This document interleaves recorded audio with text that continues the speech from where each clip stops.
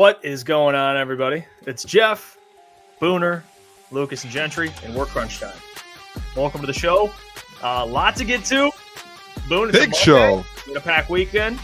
Shout out. We're going to get to it. The Michigan Panthers experience, which was a lot of fun. But before we do that, welcome. If you're not subscribed, please subscribe. We're about 130. I think away from 7,000. We're getting there, which is exciting. Thanks to you guys. Oh, yeah. Also, if you're listening, leave a 5-star review on all platforms because we do read those as well. So we appreciate you. But Boone, here we go. How we feeling tonight? Feel great. I feel $1 million as always. It's weird. I feel like I text you today. Feels like we haven't done a show in like a week because we had such a long week and we were out at the Michigan Panthers games doing different things. But I'm happy. We're back, baby. We're rolling again. Talking ball. Love talking ball. You know what it reminds me of? It was kind of after the draft.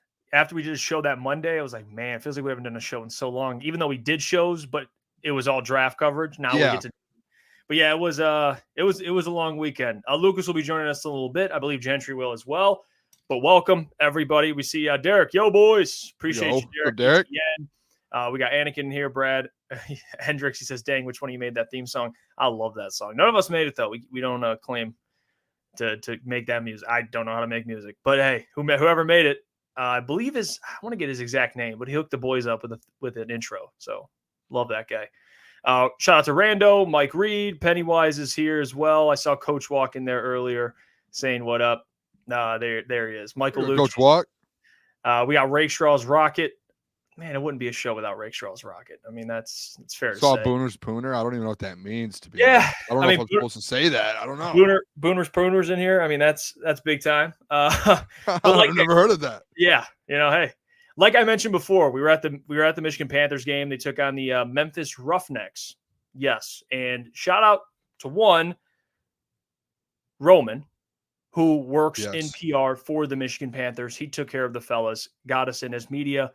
We had field access. We had the whole experience. And again, shout out to also Sage, who also works in PR. Those two are quite the tandem. They took care of the fellas, made everything easy for us. We rolled in. We got to see. I don't think any of us have been to a Michigan Panthers. Have you? No, that was my first one. We talked about going all year long, and the fact we were able to go as media and kind of go there and cover it a little bit and see what everything was about was unbelievable.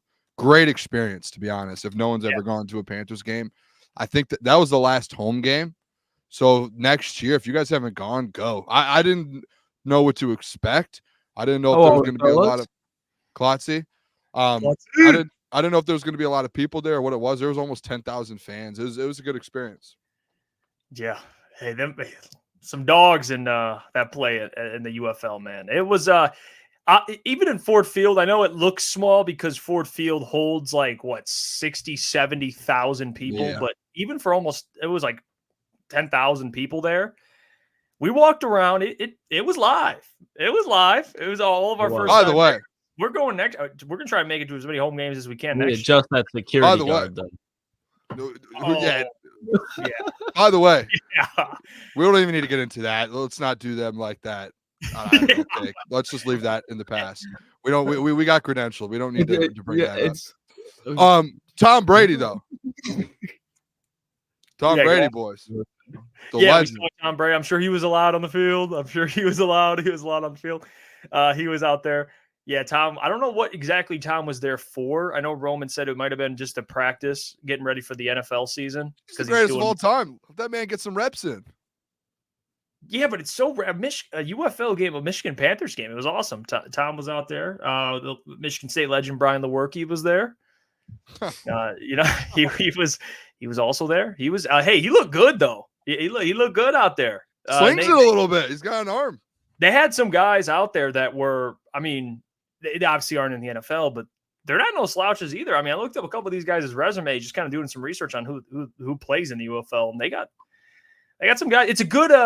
Not that the NFL needs like a development league, but it is good for the NFL to see not only things being tested rule wise, to be like, how does it work? Kind of like, if it works for the UFL, maybe we can implement it, but also players that kind of get to play, I guess, on that level, which is still important. I mean, it's still cool to see. There's guys that are signed from these leagues all the time. So I think it's cool. Bates. Yeah, Jake Bates. Hopefully he's the next one. We got to see. He missed a 50-yarder, but hey, he did. He's craziest thing, third in the MVP race. Yeah, I thought the craziest thing was like we're there pregame, and usually like the quarterback, receiver, just all cameras on them in any football game, any level. The cameras and everyone was just so focused on the kicker. It was one of the more unbelievable. Like usually you see chants of the quarterback. Like it was just after the game when we're on the field, it's just Bates' chance. It's one of the more incredible things you'll ever see. It's just seeing a kicker get so much love in the city. It was actually wild. I was just like, this is insane. Klotz, we got to see Trey Quinn, Lions practice squad legend. Mm-hmm. Samson Nakua. Yes. Yep. I didn't know that Puka had two brothers and they're both on the Panthers. It was pretty wild. Samson was pretty good too. He wasn't bad. He's old, but I guess his brother, I think his younger brother is like their best defensive player, and he's a safety. And they just didn't play him out there because playoffs were coming up. The lineage. Yeah. Even we got a quick super chat here. Pennywise, he says, y'all plan on talking about Brodric's body today. Yeah. I'm going to answer yes to that question. I am. We are going to talk about Brodric because we did see the pictures. It's looking slim down, Lucas. He's staying out of that Levi territory. Move a little bit. Mm-hmm. Looking a little quick. Looking a little more quick. We'll see. I like. I got to give credit to the Detroit Lions, man. Just their for really Brad Holmes for like revolutionizing this entire training staff. Like the dude just renovated everything. So now you got legitimate trainers, and they're taking care of these players. I can't remember if this is right or not, but I think players have came out and spoke about this. I think Frank even spoke about it before, that just like the people in the building, how they take care of the players. Mm-hmm. I don't know. Now it's becoming more of a player-friendly organization, which not only the brand new Lions, but hey, that's part of it too. They're taking care of these guys. I mean, so if you can't get it together and you can't lose weight, or you keep gaining weight, or you're not in game shape, that's a you problem, because this staff's making it work. I do think there's I'll save it because we do have a segment on it. I've got some stuff for Brodric. I think there's other things that go with it too, which, hey, we might see something different from Brodric, like a Lee McNeil type. We might see something from Brodric. I'm excited. I'll save it. We've got a whole segment on it. Before we move on, I do want to play this clip from the that we captured on the field there at the game, and just the environment, because it was awesome. Check this out. This was the fans after the win. Like look at these people stayed after the game, getting rowdy. It was that's what impressed me. Is, even for myself, I wasn't too familiar. I didn't tune into many UFL games, but being there, watching the fans, man, they love the UFL. Like it's kind of, it might kind of compare, not that it's the same exact thing, but when he went to the DCFC game, like we obviously, I'm gonna be honest with you, I don't watch DCFC, even though they're local. But he said he went to a game, and that's on like another level there.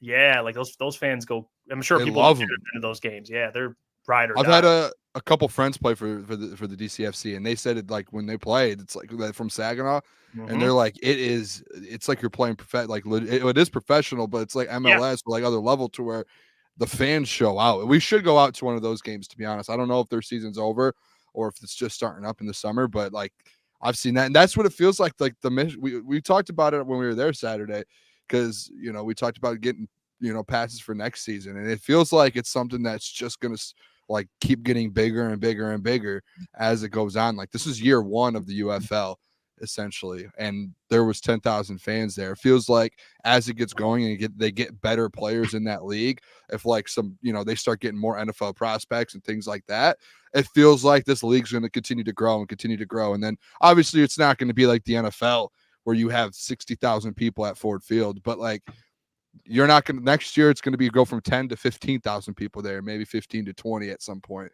So like it seems like it's growing, and I was shocked actually, like the talent out there. I was texting my cousin that was at the game too, and he was like, it's not that these guys don't have talent, it's just the consistency of a lot of these players. And that's like what it came down to. It's like, why aren't they in the NFL? They have the talent. It's just being consistent and getting in the right position. So some of these dudes are actually like good. They're actually like, this is a legit league. Yeah, the quarterback play isn't terrible to watch, which makes it like easily consumable on the eyes. Like when there's bad quarterback play, it's terrible to watch. Like that's what the downfall of, like, especially like in the Big Ten, like the bottom part of the Big Ten, like the Rutgers. Traditionally, I know Rutgers is a little bit better this year, but the quarterback play is just so off. So you don't watch it. Like Iowa quarter.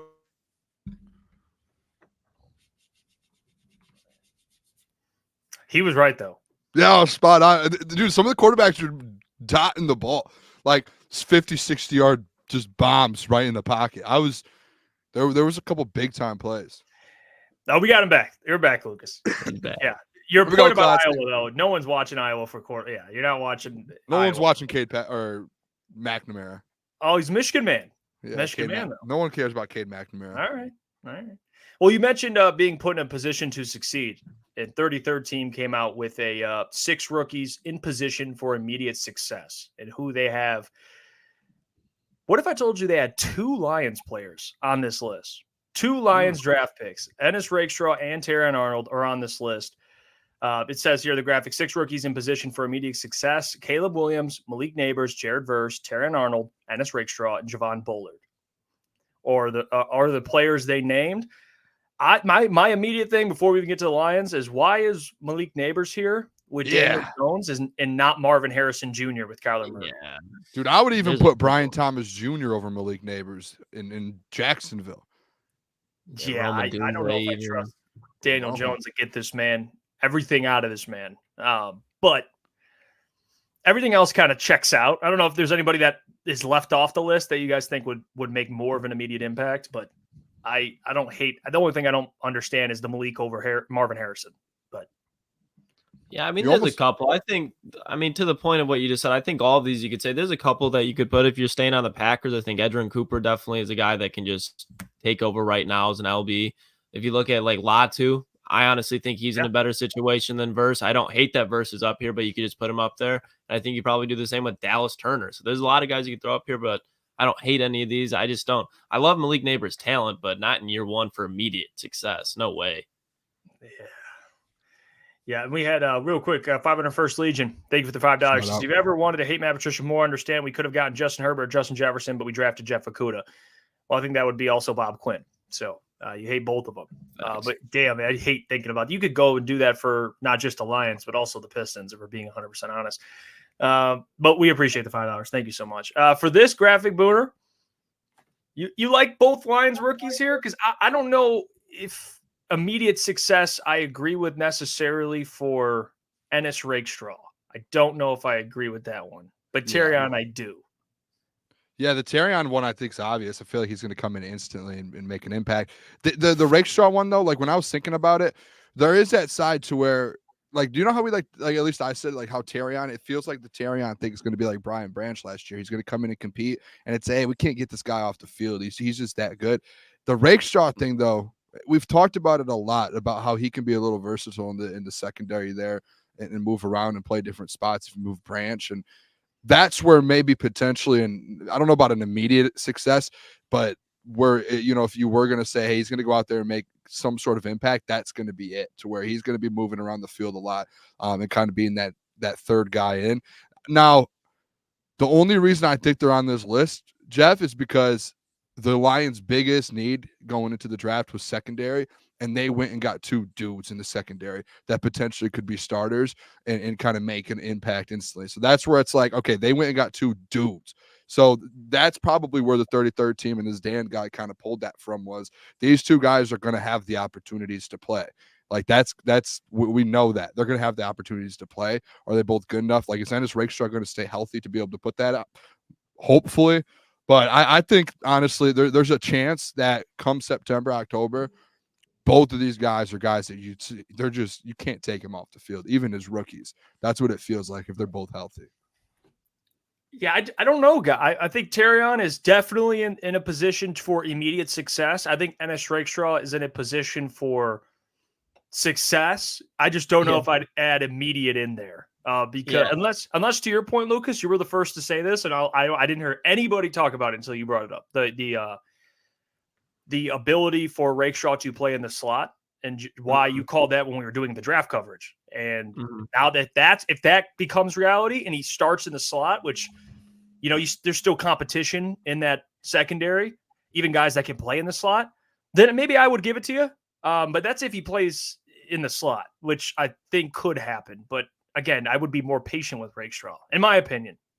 Yeah, not to mention just his play style. Like, I understand what people are saying was just like his physicality, he's able to start right away. And like, yeah, that's true. But at the same time, his physicality is also going to create plays where it's putting him out of position. So there's going to be a little bit more of a learning curve. Even if like Rakestraw and Terrion both were to start week 1, like great. But I still think with how polished Terrion is, there's a reason why he was traded up for in the first round and why Rakestraw fell. And I think just watching the two with how fluid they are, it'll show. Yeah, the whole Malik Neighbors thing. Like, I think Caleb Williams, yeah, I mean, he's in the best quarterback situation. Jared Verse, like you said, you could put Latu, but I don't hate it. Javon Bullard, he's probably going to start, so I understand that as well. Malik Neighbors, I don't think people I know the Marvin Harrison thing, he just got sued by Fanatics for some reason. I didn't even see what it actually was. Yeah, I didn't look too much into it. I didn't really. He got sued. Is that like an official? He was breach of contract, something with his contract with Fanatics. But regardless, that man in Arizona is set up to not only be very successful, but like, I don't know, be a top 5 to 10 receiver year 1. I mean, he could literally step out there and probably get 1,300 yards. So like, with the amount of targets he's going to be, who else they got? Who else they just signed Zay Jones. As far as like they got, you can laugh at it, but Trey McBride as far as a tight end. Yep, he's good. But that's it. Trey McBride, Zay Jones. Yeah, I'm Michael trying to look Wilson, Stanford's own. it up. but Whoa, like, what are we doing here? I mean, like, yeah, Michael I don't know. Wilson? There's just so many other guys on like the Latu one. I don't know why Latu wouldn't be on this list.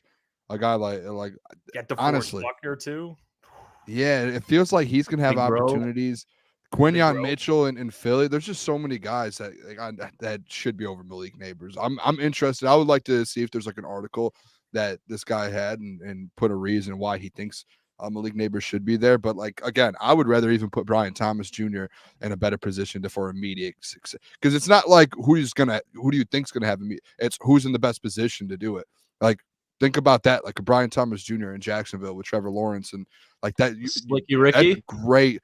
Yeah, that is a great kind of situation they're in. Definitely. If you look at how banged up Debo is all the time, yeah. Mm-hmm. And Ricky. Even Ayuk gets hurt. Yeah. Yeah, he especially in that offense. Well, we mentioned the impact they're going to make, fellas.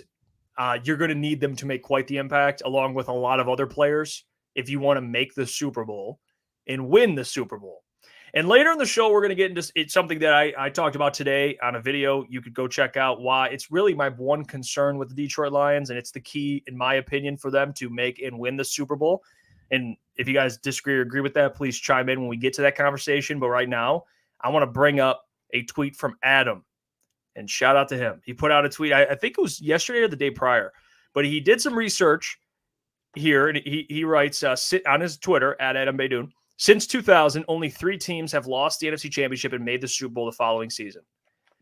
Three teams. One was the 03-04 Philadelphia Eagles, 11 through 12 San Francisco 49ers, 2022-2023 San Francisco 49ers. So the 49ers made it basically about a decade apart back to the Super. They made the NFC Championship game, then they made the Super Bowl, but they lost. All 3 teams lost. Now, here comes the extra question, all right, that comes with it. Why are the Detroit Lions different? Why are they different? That's what angle we got to take today, because we can't just sit up here and be like, well, history says, they're not going to make it. We believe they're going to make it, and a lot of people believe they're going to win the Super Bowl. What has to happen, fellas? Because technically in the last 2 decades or so, they'd be defining history, rewriting history, which history is meant to be broken in a way. That's usually how it goes. Yeah, I mean, it's definitely like difficult to approach just because it's like, well, you have to say something that hasn't been done before. But I think if you look at it, I think what does make them different is the fact that they have such good youth on such young contracts, and the youth is actually playing right now and making a difference right now. So, for example, a player like Sam Laporta, Jahmyr Gibbs. I know Amon-Ra just got re-signed, but then you bring in a guy like Terrion Arnold, and I don't think there's been a... Oh, no. He'll come back. Well, assets in that short period God, am I back, fellas? Am I back? Yep, you're back. Yeah, all right, but my point is being able to stock up so much ammo as far as the draft picks and hit so frequently, and then just be able to do it. I just think the way that it's been rebuilt in Detroit is truly special, and you can laugh when people say that, but I do think it's one of its own kind. So that's the hope that I do have when I look at graphics like this. What about you, Boone? Yeah, I mean, exactly what Klotz said. That's what I had. It's just you have young players. Brad's drafting really well, and he's kind of the come up of these players is he keeps drafting well, and on top of that, you have a guy like Dan Campbell leading the pack. So like even if you think, oh, you got there and you're not going to get back, or you're not going to go win a Super Bowl, like yeah, there's those 3 examples, but to me, it's just like, I don't know. I feel like it's something that you can kind of dig deep and find those things, but it's like you don't like having Dan Campbell and having Brad Holmes drafting the way he is and kind of going about it the way they are.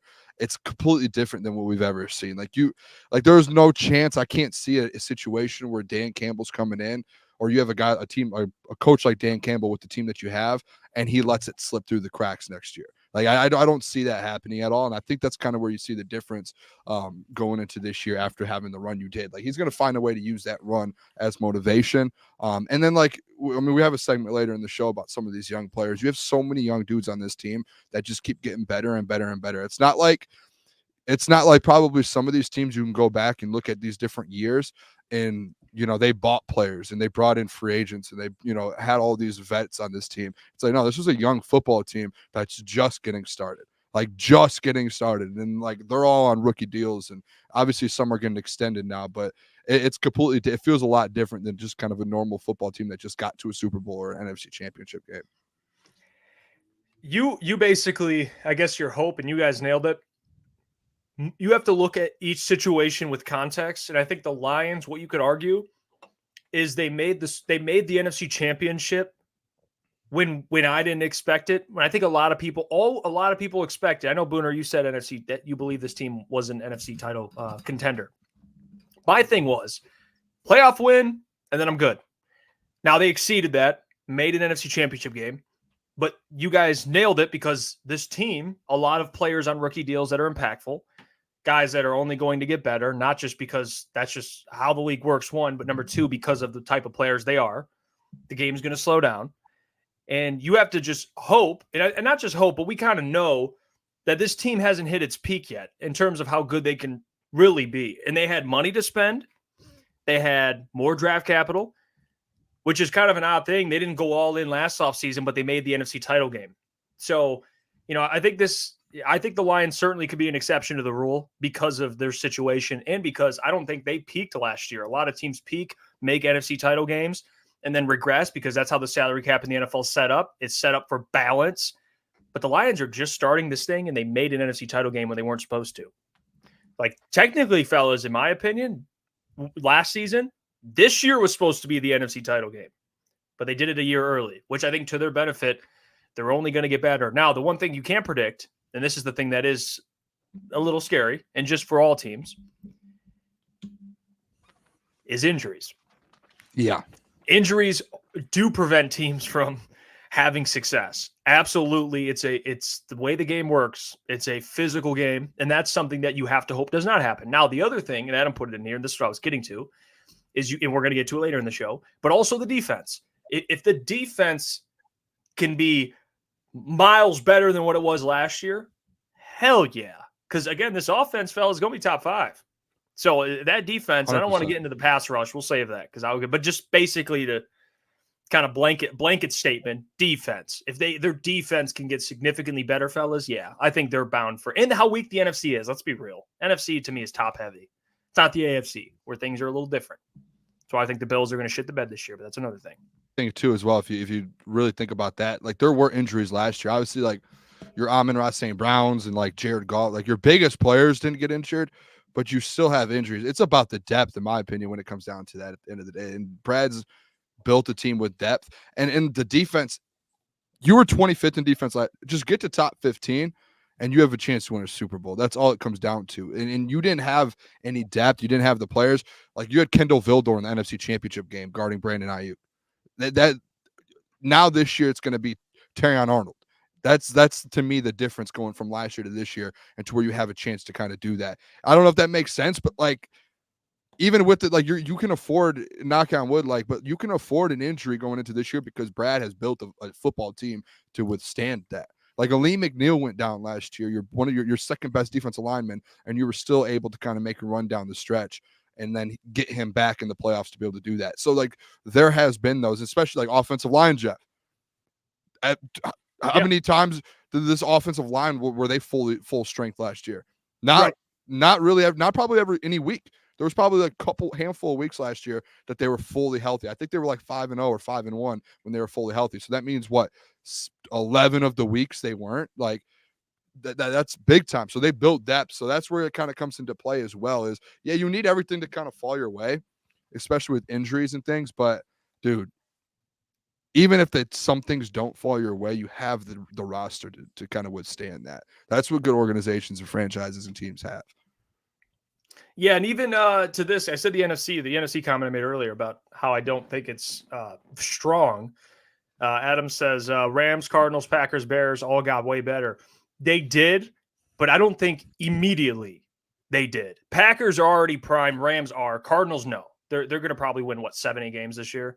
Yeah. Bears, I think, will win around the same number. So what I mean by NFC, I meant this year.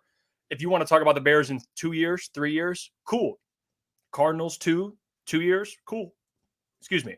But I mean this year. I think the Packers and Rams are the only two teams that Adam named that actually are contenders this year, not the others. So that's what I mean. So when I look at the NFC, 49ers, Lions, Eagles, and that's where I think it's like drop off. I think, there's the Rams. Yes. Sorry, Etienne. Well, he's a Rams fan, but still the Rams aren't on that level. I don't think. I think they're right below it. They're right there. I think the Rams are in that tier with like Falcons, Cowboys, Buccaneers, Packers. Like that's what I think, so Lions are in a good position. Now, can they win it? They're going to have to face an AFC team, the Chiefs. I'm interested to see if they can get back because to have the success they've had now to try and win 3 in a row is going to be difficult. The Bengals, there's the Ravens, but again, they got to prove it to me in the postseason. They need to. Yeah, so the AFC, that's going to be tough. Houston, who Houston went all in this offseason. So the AFC, I'm not worried about the NFC as much as I am the AFC. I'm not worried about getting far in the playoffs, Booner. Tell me if you agree with me. Than actually getting there and who you face. That's probably where I'm looking more. I think they're on the 49ers they can handle. I haven't seen them. I don't know if you face a Kansas City on the biggest stage or, even Houston, if they make it, any of those teams. I'm curious. Not saying they can't win, but I am curious how they handle it. The NFC, dude, think about it.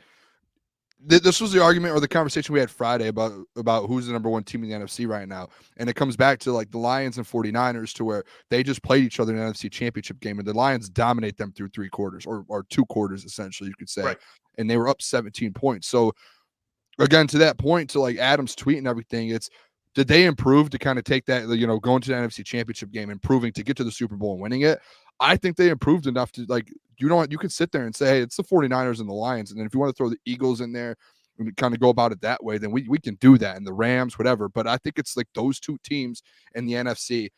So I agree with you. It is weird. Like when you get to the Super Bowl, like last year, you played the Chiefs, you beat the Chiefs in Arrowhead without Travis Kelce. So, you get to the Super Bowl, you think, okay, we can have a chance to beat them.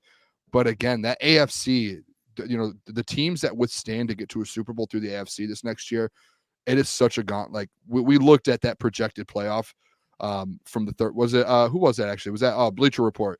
Mm-hmm. That projected kind of playoff run for the AFC, and it is a gauntlet. Like it is tough. So whoever gets to the Super Bowl through that side is going to be like they've gone through a war to get there. They're iron sharpened iron. Like they are going to be good. Yeah.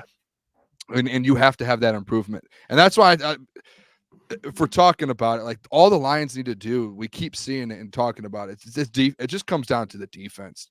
That's all it comes down to. Yeah, and I didn't even mention. I mentioned the AFC. I didn't even mention the Jets or Dolphins. So there's even more teams that. Well, you didn't even mention the Bills, bro. Well, I'm not mentioning the Bills, so yeah, sorry. Disrespectful, man. I do think if the Bills were in the NFC, they'd probably be like they'd be up. They'd be more higher than the AFC. That AFC is like you said, it's a gauntlet. It is. Dude. Bills are getting smoked. Absolutely smoked. But I do want to ask this question now because it is part of that question. And today I was making the video for today, and I sat down. Shout out to Adam, by the way. He sent me some data he had from the last 10 years, teams that made the Super Bowl and where they ranked in sacks that specific year. And I have the list in front of me. And I'm going to read it off to you. If I have to get the actual graphic, but I'll get it at some point. We could show it because it's not on here anymore. But basically, it was the last decade Super Bowl winners and where they ranked in sacks and why it's important for the Lions, if there are legitimate Super Bowl contenders, why you do want to be up at least top 5 in sacks. Not that that's everything, Booner, because we talk about a head coach, GM, quarterback. That's for sustainability. But getting a Super Bowl, you're definitely looking at your head coach and quarterback. Yeah. And you'd think the Lions have both of those. I would confidently say I think they have enough, especially offensively, because they've shown it. But when you talk about defensively, that's the thing we always bring up is, do they have enough defensively? Can they get after the quarterback?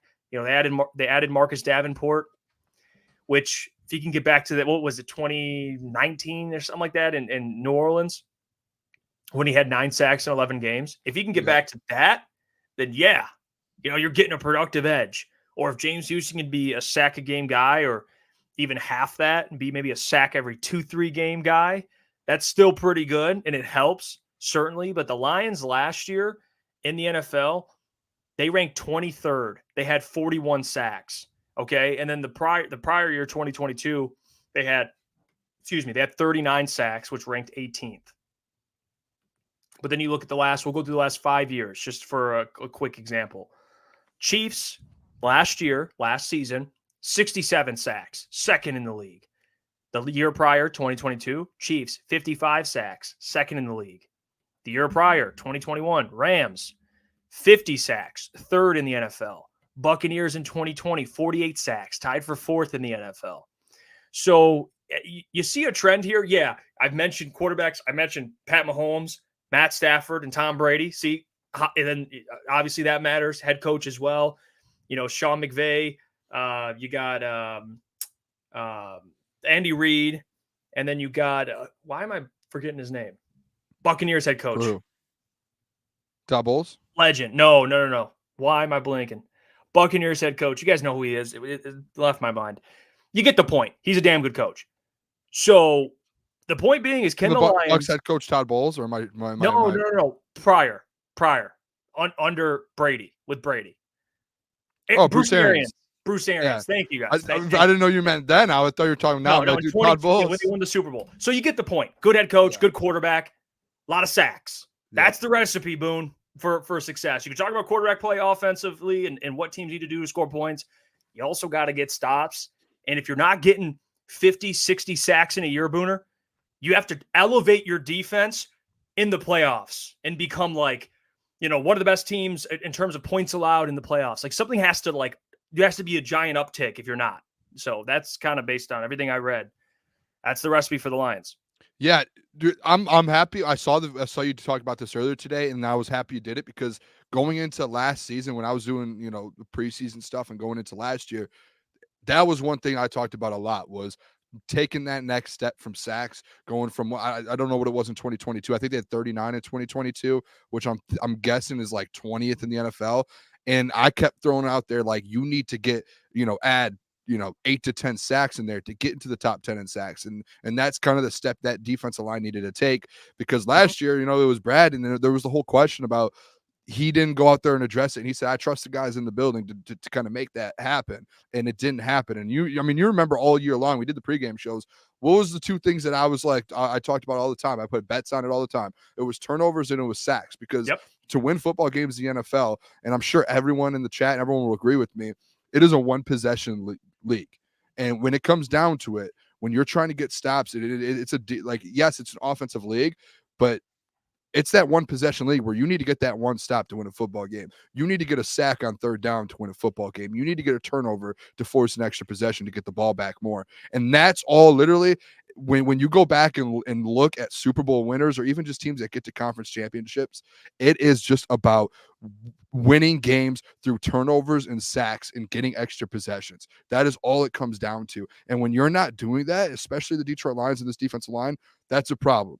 And it's the same thing with the turnovers. Early in the season this year, they were struggling a little bit. And guess what? They had a negative turnover differential. And that's just when they kind of brought it back and they ended the season just right at 0. But they kind of started at like -6, -7. When they brought it back, that's when they go to the NFC Championship game. So when you start seeing things like that, like those are massive things in football, especially the NFL, when you have 2-point spreads, 3-point spreads. It's not college football. This is one possession games, fourth quarter, game on the line. Like, you have to get sacks and get to the quarterback, or you have to force turnovers, and that starts with getting to the quarterback. So it's like they all kind of intertwine together. And I watched your video today, Jeff. You're spot on. It's you add 10 more sacks in the season, you're top 5, top 10, and your defense changes that much more. It's not a lot, too. It's just situational sacks. Like on third down, instead of Hutch just putting the pressure on and a quarterback like Lamar kind of escaping and getting a touchdown, it's you're getting to him and you're getting that sack, and the momentum of the game changes. So that's where kind of the difference comes. And two, Jeff, like I don't want to. My kind of side on this too, I don't think it's just sacks as well. Again, I think it's turnovers, it's sacks, it's points allowed. Like if you look at points allowed last year in the NFL, Ravens number 1. Guess what? They were one of the best teams in football. Number 2, the Kansas City Chiefs. Guess what they did? Won the Super Bowl. Number 3, the 49ers. Guess what they did? They beat the Detroit Lions to go to the Super Bowl. So it's like this, it all comes together, but like you have to take that step in this defense. And that's why I think all of us now just keep preaching. You have to go from the 25th worst team or 25th team in defense, and you have to get up there in the top 12. And that's if you want to win the Super Bowl and be like a legit, like, hey, people want to take us seriously. We actually have a defense that can get to the quarterback and force turnovers. That's so I think you were spot on with the whole thing. I'm lockstep with you on that. Yeah, we've covered it a lot on this channel, on our show, because it is something that we are still very much aware of. It's not, if we had to pick a concern, we all agreed it was edge. Even though they have players that have some promise, it's not, I don't think it's solved yet. It's still to be continued. That's my opinion. I do think you're going to get help. DJ Reader affects a lot. I do think his presence is going to make a difference. I think this secondary being much improved is going to make a difference. I actually like the Lions front 7. I like their linebackers. They play the run well and they can get after the quarterback, but I don't want to have to rely on Anzalone to get sacks. You know, I think that's great if he can, and Jack Campbell, but Jack Campbell's a great cover linebacker. I know he struggled a little bit, but go watch his tape at Iowa. Like what him in coverage is special. His athleticism is special. You know, there's gonna be times. Yeah, like there's going to be times where you want to blitz them. Yeah, but you want to just rely on, hey, if we're sending 4, get home, you know, and I think with DJ Reader, it's going to be a little easier, but I just hope, man, that either Davenport can prove everyone wrong and stay healthy, or James Houston can just be, I guess, an absolute weapon, or Josh Pascal. Any of those guys, anyone takes steps a step. Up. You know, maybe he turns into like a 6-sack guy or something, you know? I look at the stats from last year and then hopefully into this year. I was like just looking like, all right, where can we get an improvement to find those 10 extra sacks? And honestly, Jeff, like Romeo Okwara, Julian Okwara, Charles Harris, Levi Onwuzurike, and Josh Pascal last season combined for 7.5 sacks for the Detroit Lions. Oh, your linebackers and defensive backs and your secondary combined for 12 sacks. So you have your linebackers that had a total of like 3 of them combined had a total of 7 sacks. And I think 3 of your DBs combined for a total of 5 sacks last season. So like those guys were more productive in blitzes than these edge rushers. And excuse me, you saw it down the stretch. And that was like, we were all like begging AG, just start sending blitzes. Like you saw the film of edge rushers not being able to get home, like the Quora brothers and Charles Harris, like just the half effort pass rushes trying to get there. Like, do you remember some of those clips that we would see of like some of them making a move and then just stopping and watching? And you're like, what are you doing? Go get the quarterback. It's like, but we were better off last year sending Anzo, sending Jack Campbell, sending Derek Barnes, sending Brian Branch, sending Iffy than we were just having our edge rushes on the field. And that stat shows it 7.5 to 12. That is night and day difference. Those guys outside of Levi and Pascal, gone. That was like why I preach. I said it from week 4.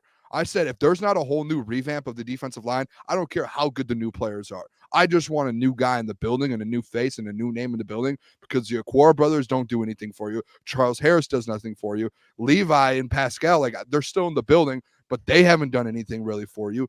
So it's like, what are we doing here? We're going to go for it for another 4th year of these same guys.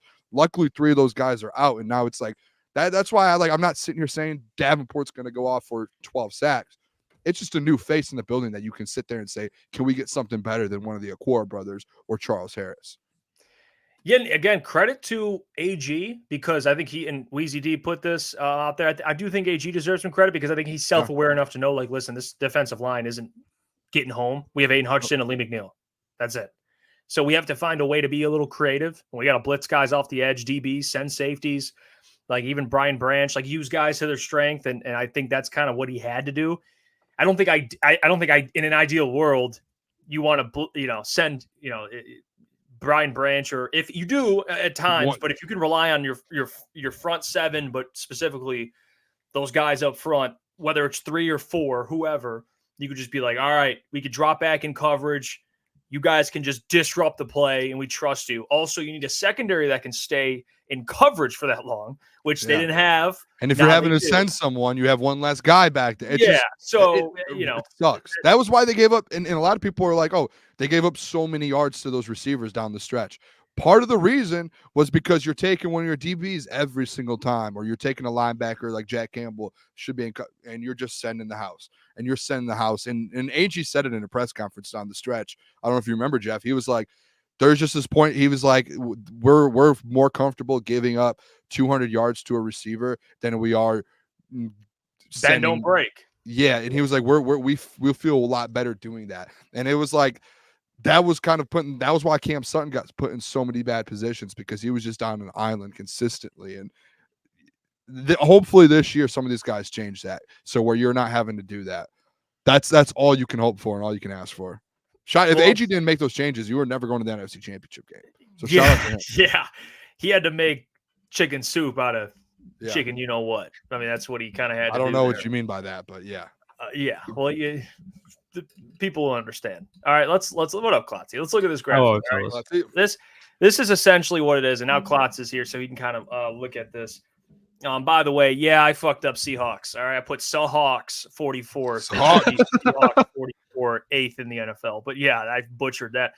But as you can see, everybody, the bottom below the line is the Lions' last 2 years, where they ranked in the NFL in sacks. Above is all the last 10 or so Super Bowl champions, and where they ranked in sacks and how many sacks they got. And I even put as an asterisk in the bottom, 10 more sacks, like Booner brought up, would put them top 5 both years. So we were not asking for like doubling your sack numbers. All we're asking is, can you get 10 sacks, 10 more? Maybe we get Josh Pascal a couple. Maybe we get Houston back. Maybe he gets a little 6 or 7. Maybe Matty Betts can sprinkle in 2 or 3. As long as we can get to 10, DJ Reader 2 or 3, whatever it is, Lee McNeil more sacks, then you have a legitimate pass rush. And not just that, but if you're getting 50 sacks in a season, you're a damn good defensive line and front 7. I think that makes your secondary better. So that's the example here, Lucas. It's not that you have to get sacks only to win Super Bowls, but my point is quarterback play, absolutely. Head coach, absolutely. You also need a good defense. Points allowed, has to be up there. You have to be up there in the league in points allowed, or I guess down there, allowed not that many points a game. But also, you got to be able to get after the quarterback. Yeah, and I think what hurt them last year and where we could really produce high numbers and production stats-wise is we talk about when the quarterback breaks the pocket. Either make the play and contain him, or be able to close him out before he gets the line of scrimmage so he doesn't break out and get 5-6 yards on first and second down. Contain the quarterback when he breaks outside the pocket. Eliminate him right away so he doesn't make plays. And that's what's going to kill this Lions team if they don't get in this category where they need to be up. I don't even think they need to be getting 67 like the Chiefs last year. I just think they need to be in the top 13 at the very minimum, just because this offense is so potent when it comes to controlling the line of scrimmage and controlling the clock. So it's just they just got to do their job and contain the quarterback. Yeah, I mean, as you can see, like the 2018 Patriots, they had 30 sacks, which ranked 30th, but they were 7th in points allowed. And because obviously they controlled the clock. Brady couldn't. That's when like Brady really didn't have that many wide receivers to stretch the field with. He was feeding Gronk and play action passes, and they just manipulated the clock. Mm-hmm. So quarterback play, yeah, Tom Brady. It helps if you have time. Yeah. Like obviously, a couple of these guys, it's either Tom Brady, a lot of these, or Pat Mahomes. And then there's a couple. There's a couple like other teams that are in here, like Peyton Manning, that team that had 52 sacks in a season. But as good quarterbacks on this list. Yeah, well, what you always you bring up too, Booner, about like how every year you're looking at rankings, it's always different. Like, look at 67 was second in the league in sacks, but a year prior, 12 less was second. So yeah. I guess not really a number, but can we get to 50 sacks? I guess that's why I just think it's a combination of things. Like it's turnover, it's forcing turnovers, it's sacks, it's it's getting stops on third down. Like there is just a combination of things to me where it's just total defense. That's what needs to improve. You need to go from 25th up to top 12, and like this is part of it. And I think if we broke down every single category in the defensive side of stats, like you would probably see a correlation of Super Bowl winners in the top 15 of every category, because like I said earlier, it's these NFL games are one possession games. It's like, yeah, it's offensive league, but defense, when you get stops and get extra possessions, and like Klotz said, you control the clock. That's how you win football games and win a Super Bowl. It's not, like even like you see Patrick Mahomes sometimes, like he didn't have the best year this year, but guess what? Why did they win the Super Bowl? Defense dominated. And they controlled the clock in a lot of those games. He showed up too, Mahomes. Yeah, and in time. So like that's what it comes down to. And Weezy put in there, just want consistent. It's just being consistent on defense. Like, yeah, like we want more sacks, but again, like just take every defensive category. If they're all like, you need to improve in turnovers. You can't have a 0 turnover differential and expect to go win a Super Bowl like you did last year. You need to go get a +5 one on the season and kind of have that. Like, you need to improve in every defensive category. And just to this point, Weezy D 313 says, remember when the Eagles had 70 sacks and got clamped up in the Super Bowl? And to his point, that's why we brought up also, it's not just sacks. It's, of course, quarterback play. Like Mahomes just was the better quarterback that day. He made more plays. It just happens. It's not like Jalen Hurts is bad all of a sudden or anything like that. That's why sacks, the Eagles were first, but who was second? The Chiefs. I mean, it was battle of the getting after the quarterback and quarterback play, and those two quarterbacks were in the MVP race. And then you had Nick Sirianni, who was coach of the year, I think, and then you had Andy Reid. So it's like coaching all three phases we talked about.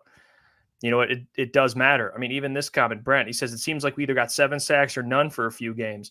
That's how it was. Like they had 41 sacks, which ranked 23rd last year, but 41. It's like you think about it, like wow, they had 41. Like it felt like they had less. It was like spotty. You would get in like stretches. It was like it was weird. It was like an NBA, like an average NBA shooter. Like, oh, you can go off for like 10 threes in a game, but then like the next game you're like 0 for 5, 1 for 7, and 2 for 8. It was like, what are we doing here? Remember, we kept putting those bets on when we were doing those watch parties for 5 sacks, and we were hitting some of them, and then they just went Lakers LeBron. Lakers LeBron. Okay, all right. Like like that video. Jamal Murray. Right? DeChambeau. That's hitting his man of the people. Such a weird culture, man. That video. He's a man of the people. I think we're Bryson fans now. Well, okay. Well, Adam says that Eli won multiple Super Bowls because of it. Mahomes lost Brady because of pass rush. Yeah, remember that? I mean, Mahomes was playing out of his mind, and then he got into the Super Bowl. It was running for his absolute life. Yeah. So Joe Burrow lost the Super Bowl pass rush. I mean, that man had no offensive line. I mean, he just can destroy it. Yeah.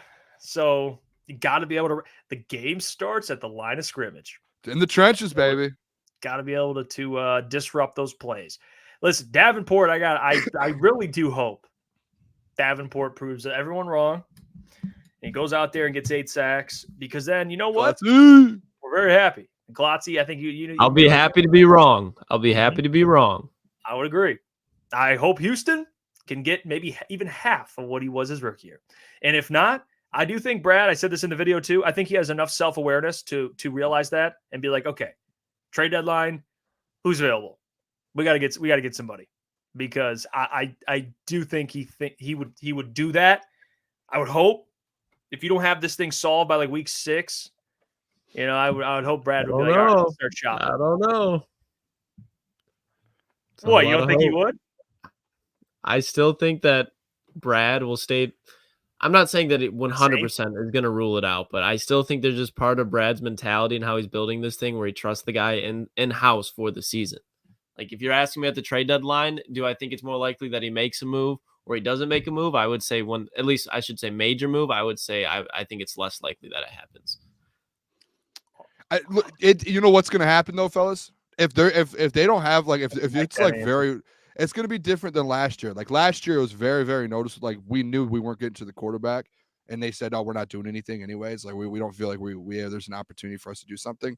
If it is the same situation as last year, to where there is no pass rush on the other side of Hutch, Brad, because you have to remember, they weren't looking at last year as a Super Bowl. Like they thought they could make it, but there was never like an all-in thing last year. This year, it's Super Bowl, Super Bowl, Super Bowl, to where if you get to that point, and remember, I was the one last year saying like, no, they don't need to make a move. They're fine. But if there is no pass rush at all outside of Hutch in the interior, or Davenport's hurt and Kamish is hurt, and like these guys, you have to make a move. And I'd be shocked if Brad did it. Because Brad did reach out in regards to Montez Sweat. He reached out about some guys last year.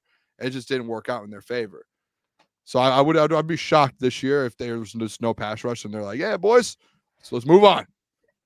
I hope you're right, Bill. Like, don't get me wrong. I would love a move, but I don't think it's a for sure thing with Brad ever. Yeah, I think we're like, I will give you this. It would be new of Brad for sure. It would be I don't want to say out of character because it's only been a couple of years as him as a GM, but so far in this sample size, it would be different. If he didn't make a move, and it's the same thing as last year. If he didn't make a move, it's not because he didn't want or try to make a move. Like there was reports that he tried to go after Montez Sweat last year and had conversations about some of those guys. Like he was in conversations with GMs about edge rushers. Hassan Reddick, go get him. So I don't think it's that. It's like it's not in Brad's DNA. I think Brad is like it's his DNA. Like even if he doesn't think he needs it, I'm going to contact some people. Like I'm going to make sure I do my due diligence to see. But don't you think, Boone, if like Brad wants a guy, he finds a way to get him? It's just like he did in the draft this year. If he's like, I need that guy, like he's going to find a way to get him. Vacchi. Or was it Vacchi or Giovanni that he gave up a third? Both. He moved up both of them. Yeah, he gave up a third to go get him in the fourth. So like. Yeah, if there's an edge, if there's a legit, that's why I trust Brad. Because if there's a legit situation next year to where we need an edge rusher, he's gonna bring someone in. He knows that you're trying to win a Super Bowl this year. Or you could just say he tried. I mean, we all do that in life. I mean, someone tells you to do. I'm not gonna let you do. No, you don't do it. But you're like, listen, man, I tried. Like I'm not letting you disrespect Brad right now. You're not disrespecting that man. I stood in line for a little bit. Do you guys not trust this guy? It's not that I don't think he reaches out, but sometimes I'm like, I do think that, and probably a lot of NFL GMs are like looking at Montez Sweat and see if it's an absolute steal, and then they'll do it. But I think if Brad's like going into the trade deadline, being like, I need this guy, he's going to walk out with them. I don't think he. Yeah, he always is going to stay aware of what the market is. I think he always wants to try to, but I think with different guys, he's going to go and get them. Part of it's the money too, Klotzy. Got to think of that. I'm with you. He probably said no on Montez because he wanted a deal. He wanted a big deal. And it's like, I'm going to pay Hutch in a year or two. So no, we're good. But I think there might still be some Calais Campbell moves made this offseason. But they should bring him in. I don't know if he's the savior, but he would be good depth. You just need, again, you don't need, I'm at the point to where you don't need like a big time number 2 on the other side of Hutch. You need a rotation over there because you have James Houston in third downs. You need guys that are going to be able to go in there and make an impact. Your rotation last year was the Aquar brothers and Charles Harris. Just upgrade that and you're good. Yeah. That's not hard to upgrade. No, yeah, I mean, looks like it is. It's like because now you have Kamish. You have Kamish. Last year you had Charles Harris and the Aquar brothers rotating that spot. Mm-hmm. Now this year you have the Kamish and you have James Houston and Davenport and Mekhi Wingo potentially, and that. To me, those 4 are way better than Charles Harris and the Aquara brothers. You got bets in Davenport, like Coach Walk said. Yeah, the bet thing. I know I made that bet, but the conversations we've had with people, I'm not saying I'm in or out, but the conversations that we've had with some people. Oh, you're in. You're already the seatbelt. It's already strapped in. I mean, it's locked in the bet. We'll see. I don't know. Back down now, Boone. I'm in. I'm in. Hey, Jonah. He says, big news, boys. The downtown motorcade supervisor said Detroit will host the Super Bowl in 2028. The NFL will announce it this year. You're welcome. Well, I hope you're right, Jonah. I hope we just got the inside scoop there because Detroit it's such a great place. They should be hosting more events. I mean, I think there's a lot of cities that get events that shouldn't be hosting events. Yeah, I think Detroit can't. Yeah, like put the Super Bowl down here. I mean, we love it. We'd go network. We go over there and see what's going on. So yeah, I hope Jonah's telling the truth there. Jonah, don't play with me, Jonah. I did as soon as he said that, I typed in 2028 Super Bowl locations, and the first thing popped up a Jacksonville article, the Florida Times, and they were projecting where Super Bowls would be, and it says 2028 Ford Field, Detroit. That was posted in February. That was posted in February, and the guy in the article said, "I don't know anything, but I'm thinking about it. Like I think that's my guess." So dude, maybe shot his shot. It's impressive. But wow, you know what else is impressive? Spider crawling on me, boys. Fuck. Ooh, what? Show the boys. Is crawling on me. I don't really want to pick it up. Yeah. Come on. That is one thing. Hey, listen. I know I get a lot of shit for the bee stuff. I'm not really scared of spiders. I got to kill a lot. I fucking hate spiders. It was just small, so I didn't care. But I fucking hate spiders, man. I'd rather be. I'll kill them. Have a bee around than a spider for sure. No, that's where you get me. I'm out. I'd rather. You ever wake up? You ever wake up with like one of those like wolf spiders just like crawling on your pillow? Yeah, dude. Yeah, down here in the basement. Oh man, that's the most like. That's the most skin crawling feeling. Like I'm not a spider fan, but I'll kill them. I mean, I'm not the bee thing. To me, it's because the bees. Is anyone a fan of these spiders? Or like you got to be weird. There's some people. Spiders. I like spiders. Yeah. Dude, I used to go to some people's houses growing up. They had like spiders and snakes. It was like the weirdest thing. I'm not going back to that house ever. No, fuck snakes.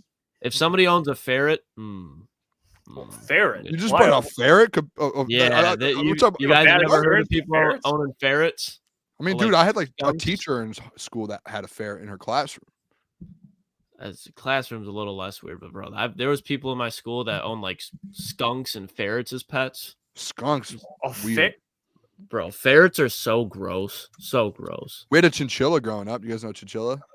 Those things kind of that's fine. Kamikaze says one of my buddies got a pet like that, like a tarantula. No, I'm good. I don't there's no what do I get out of that? Having a pet like that big of a spider. Yeah. That's fucked up. Or a snake. I mean, what are we doing? Like why are fish tanks are cool though. I fuck with fish tanks. Coach likes why you're having your house sprayed. Yeah, he's right. Well, let's get to Brodric Martin. All right, we teased it at the beginning of the show. This man looks jacked. Oh, man's fucking huge. Listen, bro, what? This man? No gut? Oh, it's somewhere. It is. It's nowhere. Hey, I don't throw that term around often. All right, Gino, he earned that. All right, no gut. There's no gut there.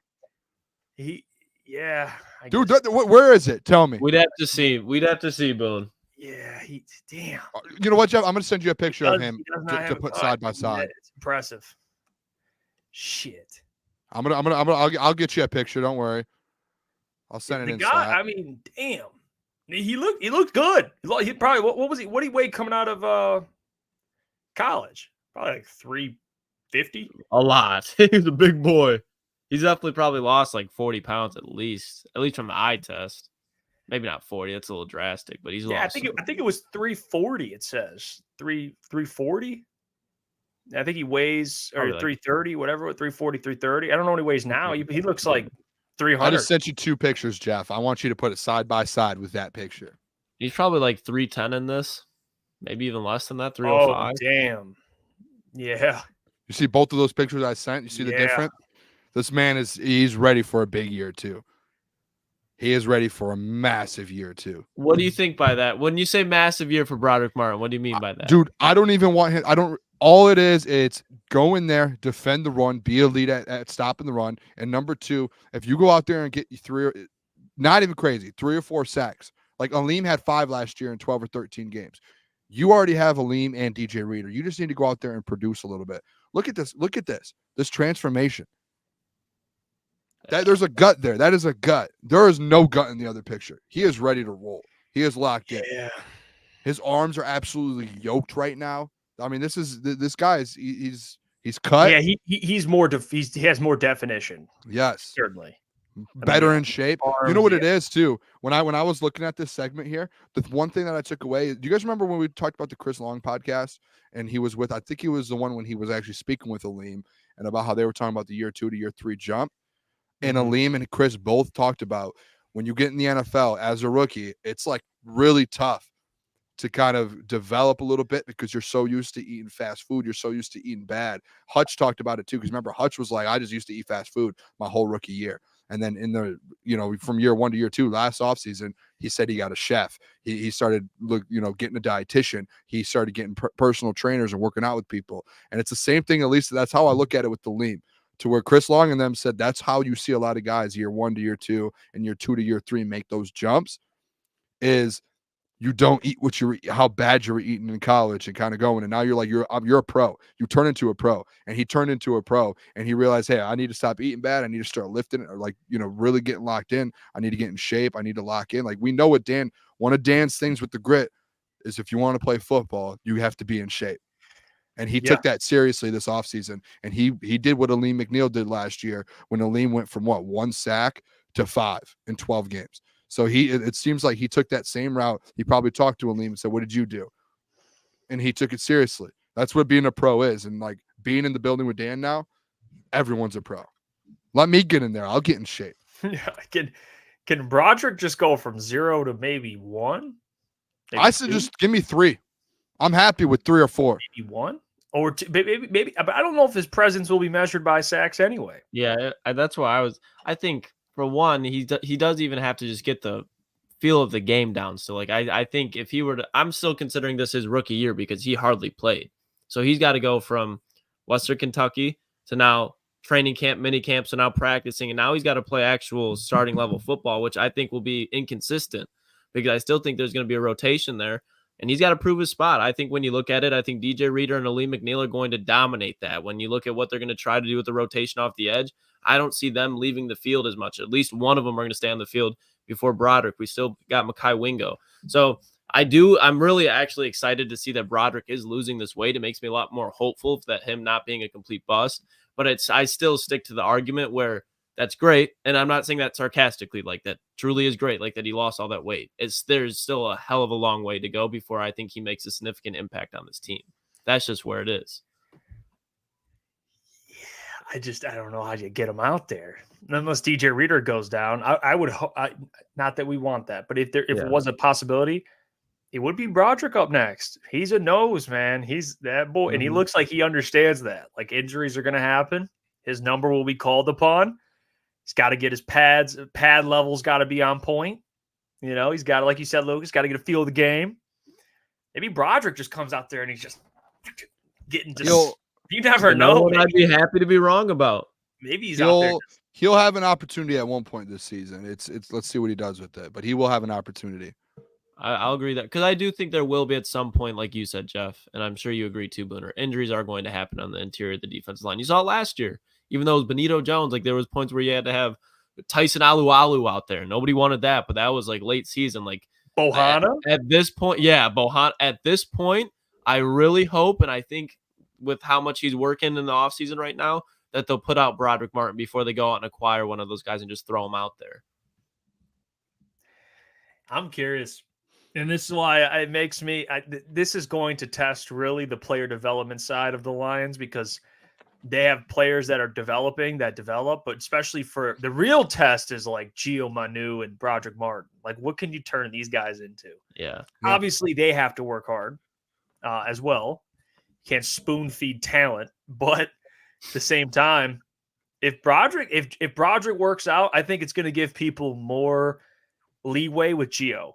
That's what I think. Because if they're like, well, Brodric took a couple of years and you look at him, he's pretty good. It's like, well, maybe we'll give Gio more time. But like once you see like maybe a Brodric not work out, you're like, maybe we shouldn't be taking project players, but I have confidence that both are going to be fine. I think project will be a mid-level. I don't think he's not going to be Chris Jones or nothing like that, but if he can be just a starter in this league, I'm happy. Grover Stewart. He got paid. I don't like us talking bad about Brodric until we see him play football.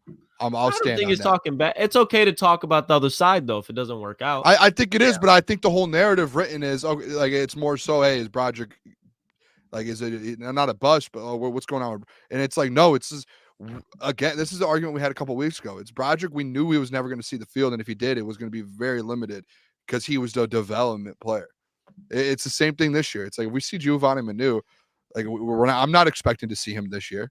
Not once, but and then I'm not going to go to the next offseason and be like, I don't know, guys, is he really it? Like, who knows? He might not be it. It's like, no, like let me see him on the field in year 2 or year 3, whenever he has that opportunity. And then we could say, all right, he struggled here. Like, what was that actual? That's why I do have high hopes. And I know Brodric, it's like, how does he get on the field? He's going to find a way to get on the field one way or another. And even if he doesn't, guess what? Like, that's because DJ Reader and Aleem McNeil stayed healthy, and that's good for your defensive line anyway. So that's not a big deal. And then it's like, okay, one of those guys are going to be gone in the next year or 2 anyways.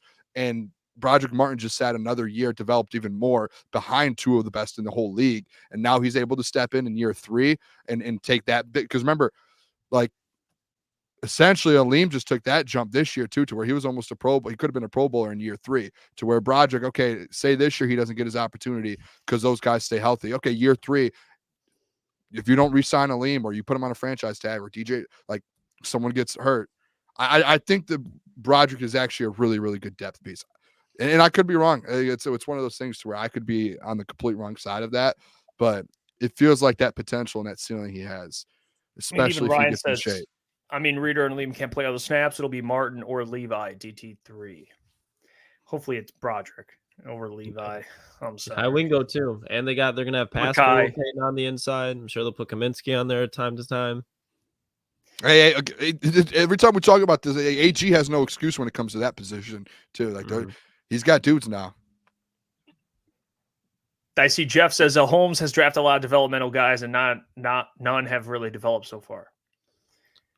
He says the staff really hasn't developed any projects. He's talking about project players, not just players. To be fair, it's only in like year 3 or year 4 of that. Like development is a couple years. Well, who's the project? Think of the project players he's taking. Whenever I think of like project players, I think of those two. Like, because when you think about that, you could say, well, yeah, you took those guys in round 3, but then he's taken them on round 4. And if you want to consider that a project, that's been a pretty damn good project for your wide receiver 1, I'd say, because before that, everybody was saying draft a wide receiver. We have Rashad Perriman and Tyrell Williams. What did he do? He's like, watch, Amon-Ra St. Brown is going to be that guy. And what did he do? He turned out. So, does it feel too, he didn't really draft legit project players until last year with like Colby Sorsdale, and like now this year with some of these guys with Manu? Like it felt like his draft strategy, if you've paid attention a lot, has changed a little bit from year 1, 2 to year 3, 4, to where now you see him kind of reaching for more guys that you can develop. And we haven't even got to the point to see them fully developed yet. Like Iffy, project guy, look what he just turned into. Yeah, well, I don't know if I see those guys. I see a project like a lower end, D3 or just even raw. Not even that, just raw. Like raw. Even Gio, who had offers and he played in British Columbia, or Brodric, Western Kentucky. Like what was Colby Sorsdal, William and Mary? That's what I see. Like, okay, project. Like when I think of Iffy, like he played at Syracuse, I think. Mm-hmm. And when you're Levi Onwuzurike played at Washington, I don't look at him like a project. I mean, he was pretty good in college. He was all right. I mean, I checked when he first came out. I was like, yeah. But I don't really think of those guys as like project players. Amon-Ra, I guess he'd be second round pick's not really a project guy. In my opinion. Even like after you could say even in some parts of the first round, like there's not any guaranteed guys. Like they're all considered projects at that point. There's things that they're really good at and they could have high floors, but that's the project part. You're trying to develop that floor to get higher. So outside of offensive linemen, when you start looking at the guys out there, they're all in some ways projects. But like nobody's Chase just going to hit. In the 7th, like you see him do that, but then you get like Christian Mahogany in the 6th round. You get Mekhi Wingo in the 6th round, and those guys really aren't project. Those guys are like, how the fuck did they fall here? Now Brad's going to make them work. So it's like there's going to be a balance there. Yeah, that's why I wouldn't look. I think the project guys during this tenure, I think he's taken more the last 2 years. I think, if you want to go Brodric, clear projects. Yeah, Brodric and Colby, because of where they came from, and then you look at Gio and maybe Vaki. I think Vaki maybe a little bit of project. Vaki's definitely a project, yeah. So man, you took him in the 4th round, and he's a special teams guy right now. Like, yeah, I mean, it's not the worst pick if he becomes a great special teams player, but you'd want him to see him playing at the position that he was drafted at. To be honest, most of these guys are like after last year, most of these guys are going to draft Houston? going forward. James Houston, yeah, most of these guys are projects because you have already your roster's full. You have all starters. Like you have essentially you have no spots outside of the corner that you really are like, oh, we need to fill. We need someone to help us out. Maybe edge. Like you have nothing. So Definitely it's edge. Now literally almost every time you draft going forward, they're project guys because they're guys who have to compete for a starting spot and they're going to have to develop and get better and better. So when those guys, if you don't want to pay someone, you can move on to your project. Like that's what this is about. It's not, oh, Brad hasn't, none of them have worked out. No, he's gone 3 for 3 in the draft and he's drafted all starters. He literally built this whole team and all these starters essentially through the draft outside of some free agents and some trades. Like essentially this whole team is built off starters. Now, after they're all starters, now you're drafting for projects. That's literally all it is. And you will never know if they work until that first group of players start to leave. And we haven't even seen that turnover yet. Well, you're talking about drafting players for development. RG3 thinks the Lions are drafting players to win a Super Bowl, and he thinks they're primed to win a Super Bowl. And he had a tweet today and put out his kind of breakdown, even though he used Antoine Green, I think, instead of Amon-Ra St. Brown, but it's all forgiven. RG3, we still love you. He put out a tweet and it says the Lions can win a Super Bowl this year, and their schedule couldn't be more favorable for them to prove they are never going back to the Lions of yesteryear. Only 3 games outside the entire regular season, 5 primetime games, and they're favored in 13 of the 17 games. So let's play this clip of RG3 breaking down why he believes it is the Lions' time. And then we'll give our thoughts on what he said in the video. But here is that clip. Check it out.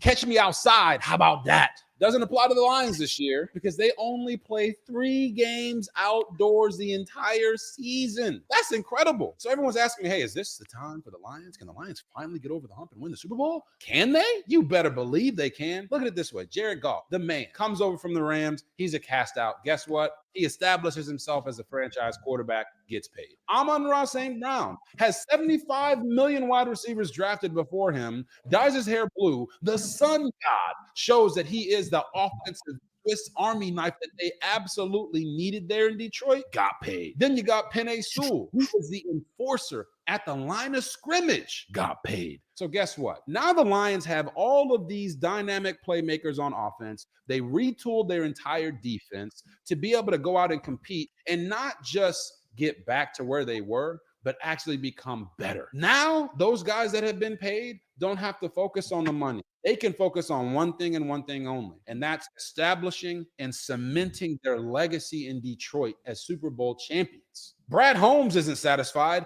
Dan Campbell isn't satisfied. And it seems to me like no one in that locker room is satisfied either. They know it's going to be harder to do what they did last year, this year, because no one's going to be surprised by them. But guess what? That's why they come back with a better team, a better secondary, a better defensive line. And oh yeah, their offensive coordinator, Ben Johnson, he came back too because he believes he has unfinished business. And when I look at the way that their schedule plays out, it makes getting home field advantage in the playoffs that much more important for the Lions. Because if they only have to play outside 3 times the entire year, why would they want to have to now go outside and play in the playoffs in the freezing cold when they've been chilling in the air conditioning like a basketball team the entire season? So that is going to be a point of emphasis. They have to get off to a fast start. And I believe this is the year after you have the extreme success, that the Lions can show that they are here to stay and they're not going to go back to the same old Lions of yesteryear. Wow. Okay. RG3, it's kind of spitting. Rumor going around. He was kind of spitting. I know John says RG3 cutting Lions promos. That's what it seemed like. But RG3 was making some great points. One, all the outdoor games they have, obviously, it's not a surprise to anybody. It's easier to play indoors. It just is. And they're favored in most of the games, and they have multiple primetime games. And his point about how they've gotten better this offseason and the way the NFC is, just the NFL is, they are one of the best rosters in the NFL. Fellas, what'd you think about what RG3 said? Boys, I just want to throw it out there. RG3 is a part of the Booner Path, baby. Hold on. RG3 said, I'm all in on this team. I'm with the Detroit Lions. I'm with the Booner Path. I am in. That's all I took out of this. This man believes the Detroit Lions will win a Super Bowl this year. He's probably listened to me speak a couple times and preach about this football team. That's where he's at right now. It's one of the, as well, too, fellas. I don't know if this is how you guys felt about it, but just hearing like national media be like the SOL is gone finally, and it's the brand new Lions, and they can go win a Super Bowl. That is what I love to see. Like, that was what we wanted to see going into last year, and we had to beg for it, and we had to sit there and just absolutely like, all right, come on, boys, let's get this narrative off our back. I was in the trenches fighting versus Lions fans trying to get the SOL thing off in my comment section all the time. So now the fact that there's people like RG3 and Dan Orlout, like people out there that are saying this Detroit Lions team is serious and they go win a Super Bowl, that is exactly what we wanted here in Detroit. And they need to go take care of business this year, finish the Booner Path, win a Lombardi trophy, have a Super Bowl parade, and finish this whole deal so the whole SOL thing will never be heard of again, and it turns into the same old Cowboys. That's what we need to have this year. I mean, I was surprised that he nailed every detail. He went in depth. The only thing he didn't nail was like Sheila Ford Hamp, which I don't even blame him. I mean, he went through every. He dotted his I's and crossed his T's. I mean, I was ecstatic when I heard him say it, just because I think he is a guy that actually watches the game. You can tell he paid attention to the game. He's not just up there saying shit. He didn't just record that whole video just to say shit for clicks. So I'm excited to hear a guy like him talk about it. And I think it is true. I think there is a lot of value to what he's saying, just because you go from, like he mentioned, the GM, the head coach, the roster, everything's there for set up for success. And the fact that they do have that amount of indoor games, I think just bodes even more comfortably for Jared Goff as well, because as much as people don't want to bring it up, he's a different quarterback inside and outside. I think a lot of quarterback is, but when you look at how he plays, it makes an even bigger difference for him. It sets the Lions up for even more success. Yeah, and one thing, even though we brought up earlier why the pass rush is still somewhat of a concern, it's kind of to be determined. You can't deny that they do have the GM, the head coach, at least we think at this point, I would say yes, and Jared Goff, the quarterback, figured out. Those three levels and ownership, you could even go one more level. They have it all figured out. And like you said, Lucas, the way Jared Goff plays, he's not mobile. Therefore, in inclement weather, I think mobile quarterbacks can get away with, if everything's covered, instead of throwing in, 1 degree weather and it's snowing, they can take off. Jared, I think, benefits indoors, which is fine, but they have a majority of their games indoors and home field is indoors. So it's great. It's great for the 1 seed, which that's kind of where he was going with that. If you get the 1 seed, you get home field advantage and you get a bye, which makes how many games you have to win to get to the Super Bowl a little easier. Guys can get healthy.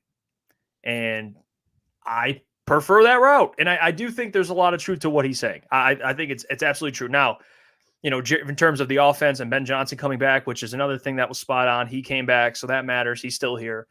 There is kind of a little bit of window because you got Ben Johnson, so you have to capitalize on that. But the way Jared Goff's playing the last couple of years, there's no reason why you think he doesn't play the way he played, if not better, because he's another year in the offense. And, I think the defense really is the only thing to me. Everything, there's not really any question marks on this roster besides the defense, but specifically the pass rush. That's really it. I'm not even really concerned about the defense as a whole, just that edge. Yeah. And if there's always going to be a hole in the defense somewhere, even with the injury or not, and if that's where that for the Lions, I'm happy that they're strong in the interior of the defensive line. Yeah, and if you got RG3, and I do appreciate RG3. I think he brings good he's a good analyst. It was great what he said. Yeah, he's a good analyst, and we'd love to have him on the program. So we got to reach out to him, kind of dive more deeper into what he was saying there. But yeah, I mean, the playoffs, you never know who you're going to match up with. If you get the 1 seed, you don't have to worry about playing a team like the Rams. That's a tough out. Last year they got through the Rams, but in general, you want to get that 1 seed just to have the benefit of like watching and being like, okay, we're chilling. Let's face who wins. We get a bye. You know how we mentioned earlier, the NFL, there's going to be injuries. But I do think this NFC, but it's really the 49ers.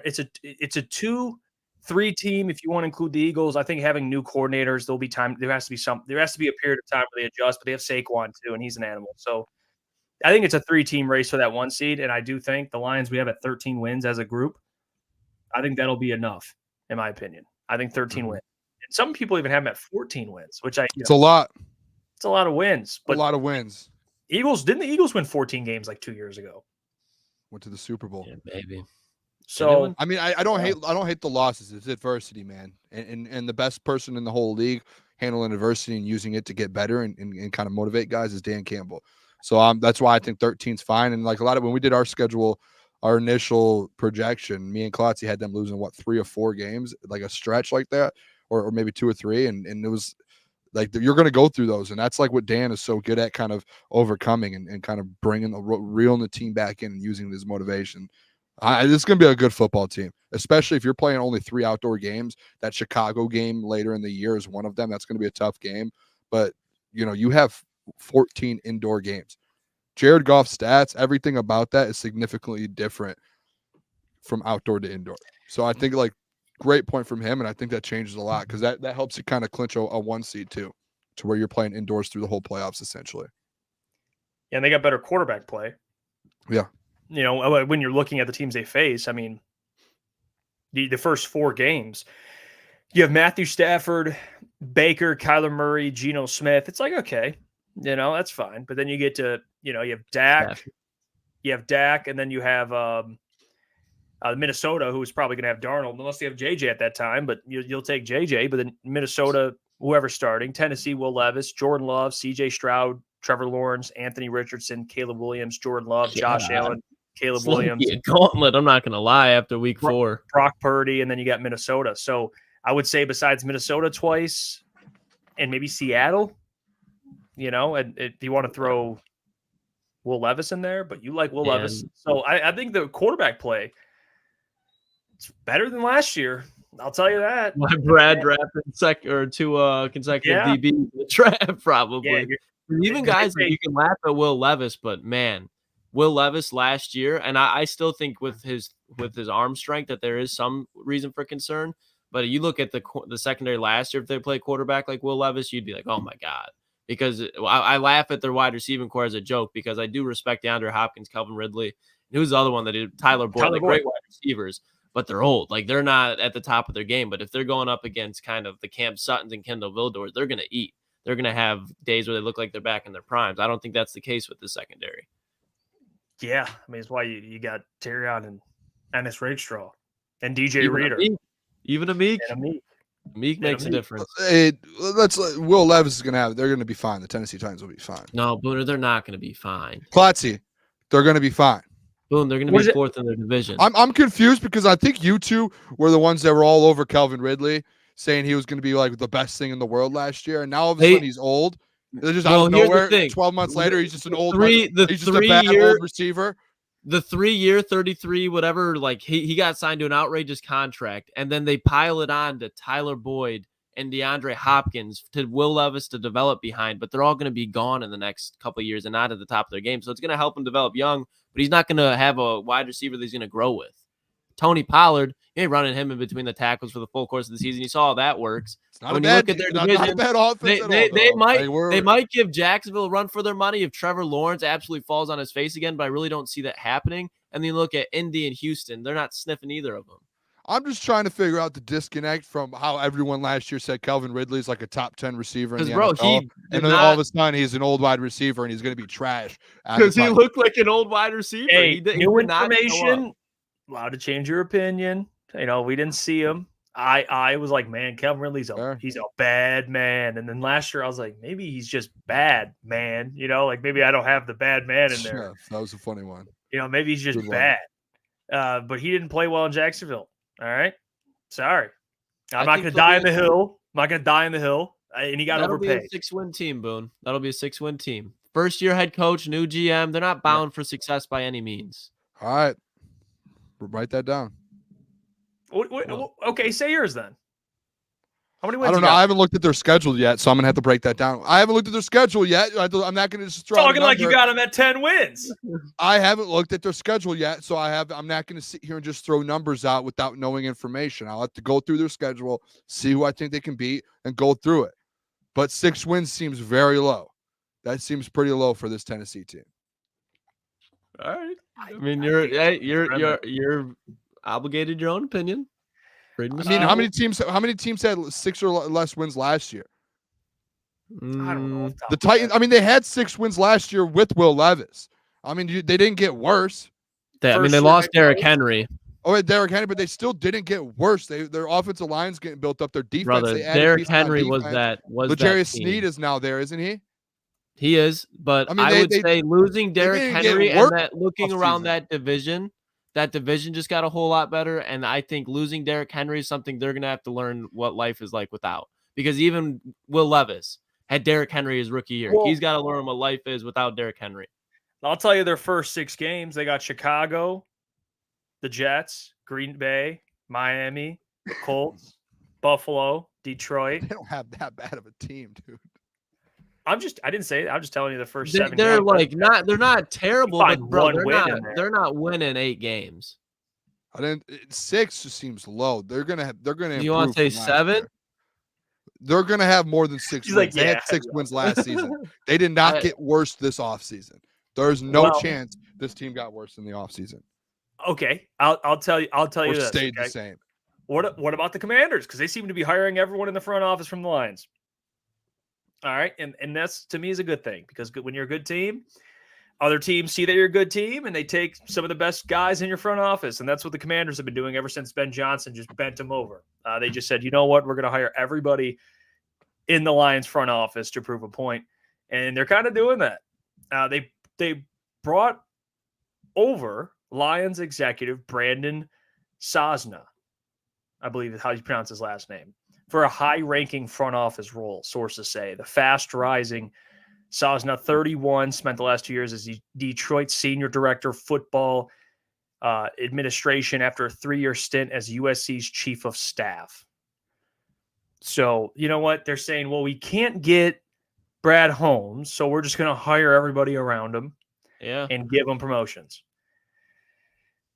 Yeah, I'll be honest, okay? And this isn't, and I think Brandon, obviously, I think I'm high on Ray Agnew too. I think Ray Agnew is a hell of an assistant GM. I think he's going to be a GM sooner than later. At the end of the day, there's the head chef, and then there's the cooks. You know, there's people around them. You can't get the head chef. Yeah, whatever. I'm not as familiar with my restaurant terminology, but you get the point. All right, we have the head chef. You can hire everybody else. That's fine. I know they mean a lot to Brad. I'm sure he's sad to see these guys go. But as long as they have that man in the kitchen, I'm cool. I'm cool. So he's a good guy, very smart.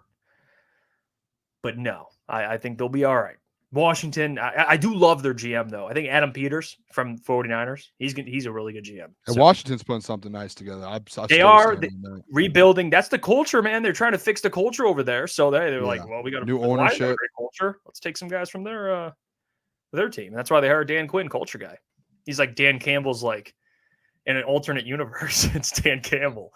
Like it's just like, well, we can't get Dan. We'll just get Dan Quinn. Big dude,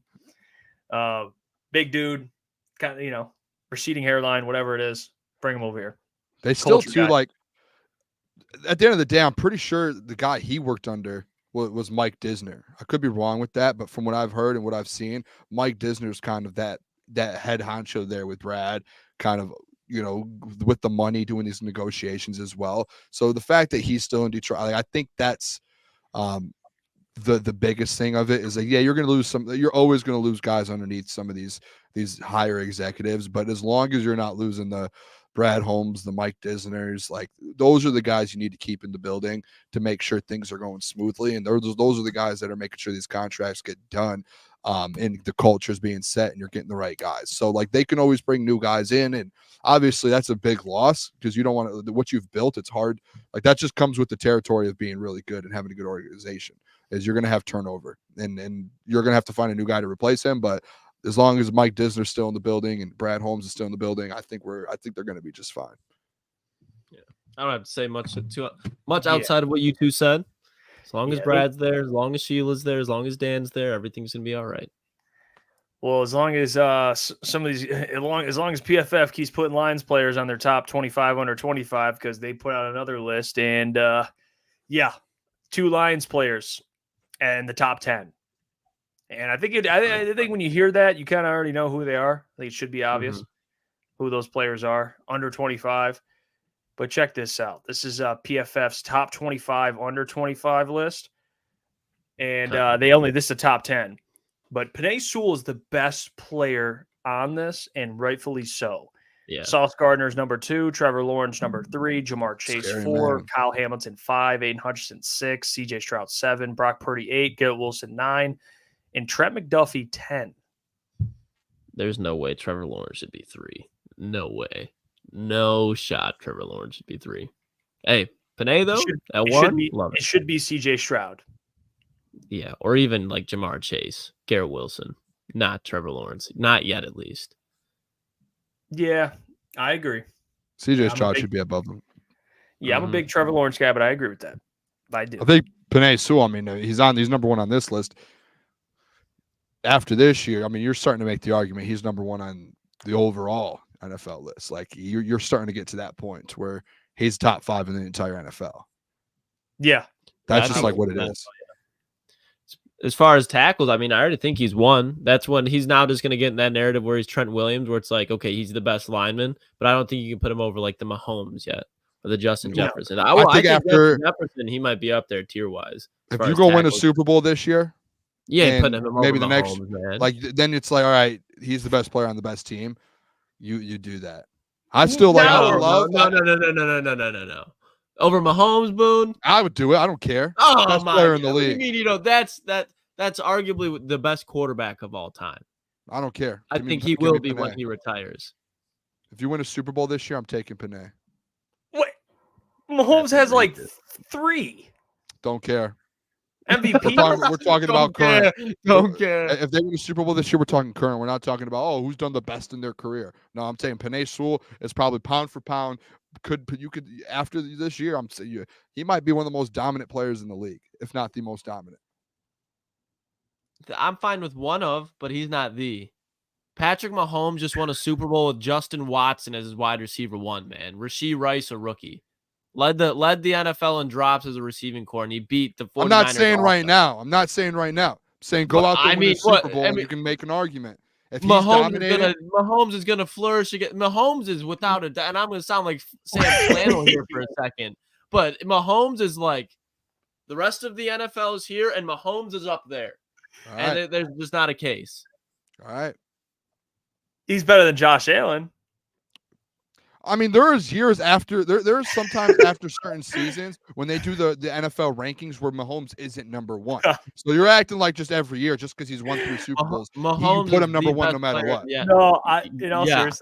I'm talking about when these rankings. I'm talking about when these rankings come out. Mahomes every year isn't just number 1 just because he's Patrick Mahomes. There's guys that have better seasons than him that get put above him. It is a moving list. Hold on. Go look at the NFL top 100. Mahomes is number 1 for 12 straight years. Mahomes had, like, if you look at this year, like, if you look at the situations, they could have better seasons statistically. There is not a better quarterback over the last 5 seasons that has been better than Patrick Mahomes. All right. I get that, but I'm talking about the NFL top 100. Well, we're talking about rankings. He hasn't been number 1 for 6 straight years. You could have that Tom Brady wasn't 1 for all those years, but Tom Brady was so it's not crazy he was for the me best to say player in the NFL every year he was in the NFL. But it's not crazy for me to say in one of these rankings, Penei Sewell could end up being number 1 at some point. That's not crazy. Okay, but I don't think that makes him the best player in the NFL. The top 100 list defines all now. Like the top 100 list is the guru. No, it doesn't. But when I say when they do the list that he could be the number 1 on that list and he's going to be top 5 on that list next year and being like, but that's different from saying he's going to be a better player than Patrick Mahomes. I don't know what's so funny. It's just not crazy. Mahomes hasn't been number one on that list for 5 straight years. But you said that he's going to be a better player than Patrick Mahomes. I said he could be number one in the NFL on the NFL top 100 list. I asked you directly. I was like, "Do you think he's going to be better than Patrick Mahomes?" And you said yes. At some point and I of was his like, career, "How?" he will. And you said, "At some point of his career, he will." That's where I'm just like, "What the hell?" At some point, Patty Mahomes will fall off at some point. No, it's not. I don't. Okay, I don't want to. I'll make sure we don't get too deep in the weeds here, where we're arguing like trying to knock Panay, because I'm not like, we all agree Panay is like that dude. He is the best tackle in the league.